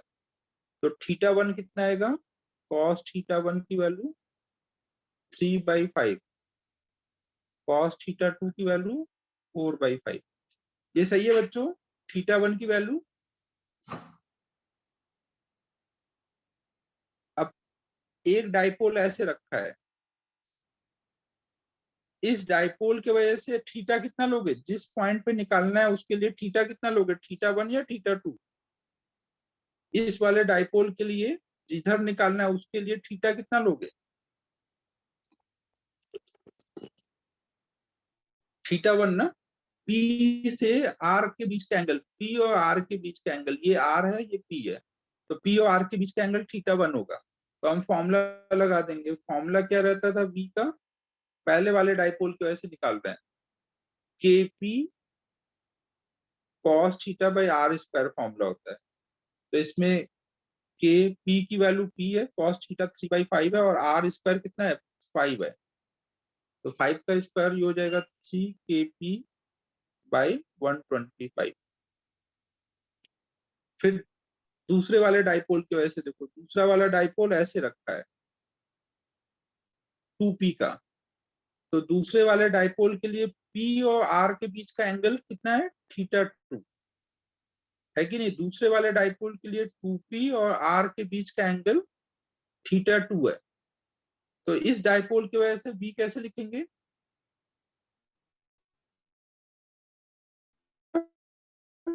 P1 है, ये हमारा P2 है।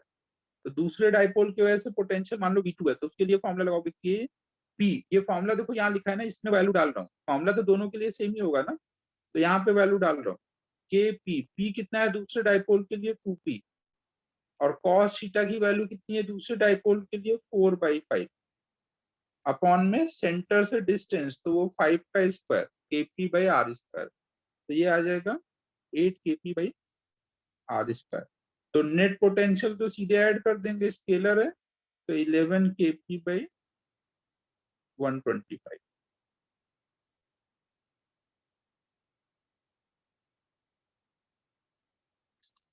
ठीक है बच्चों, बट ज्यादा बेटर वही था, वेक्टर फॉर्म में p लिखो, r लिखो, और k p.r अपॉन में r³ लगा दो।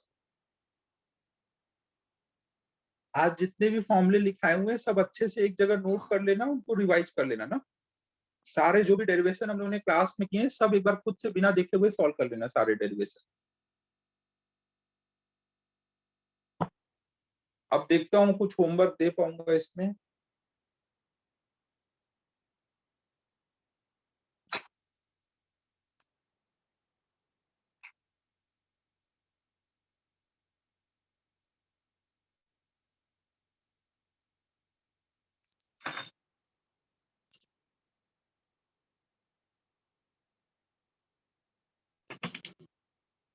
चलो होमवर्क नोट करो।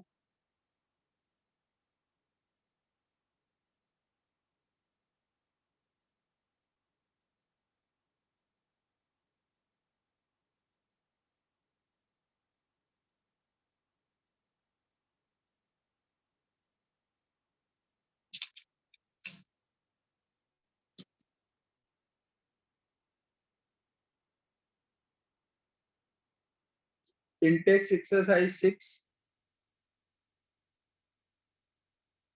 में फर्स्ट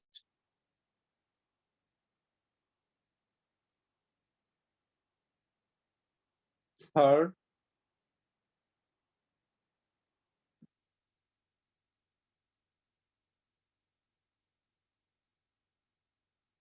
सेवन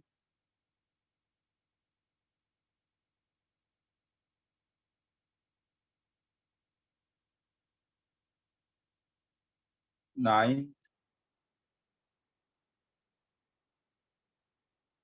10।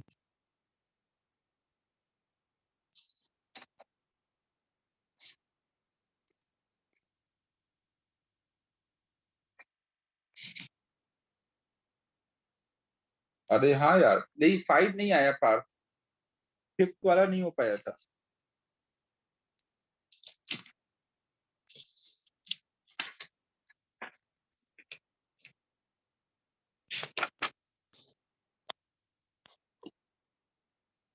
एक्सरसाइज 1 में नोट करो अब।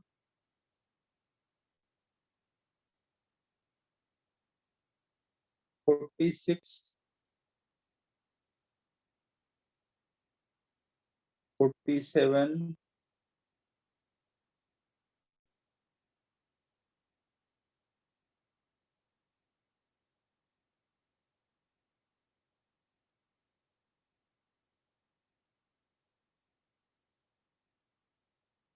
51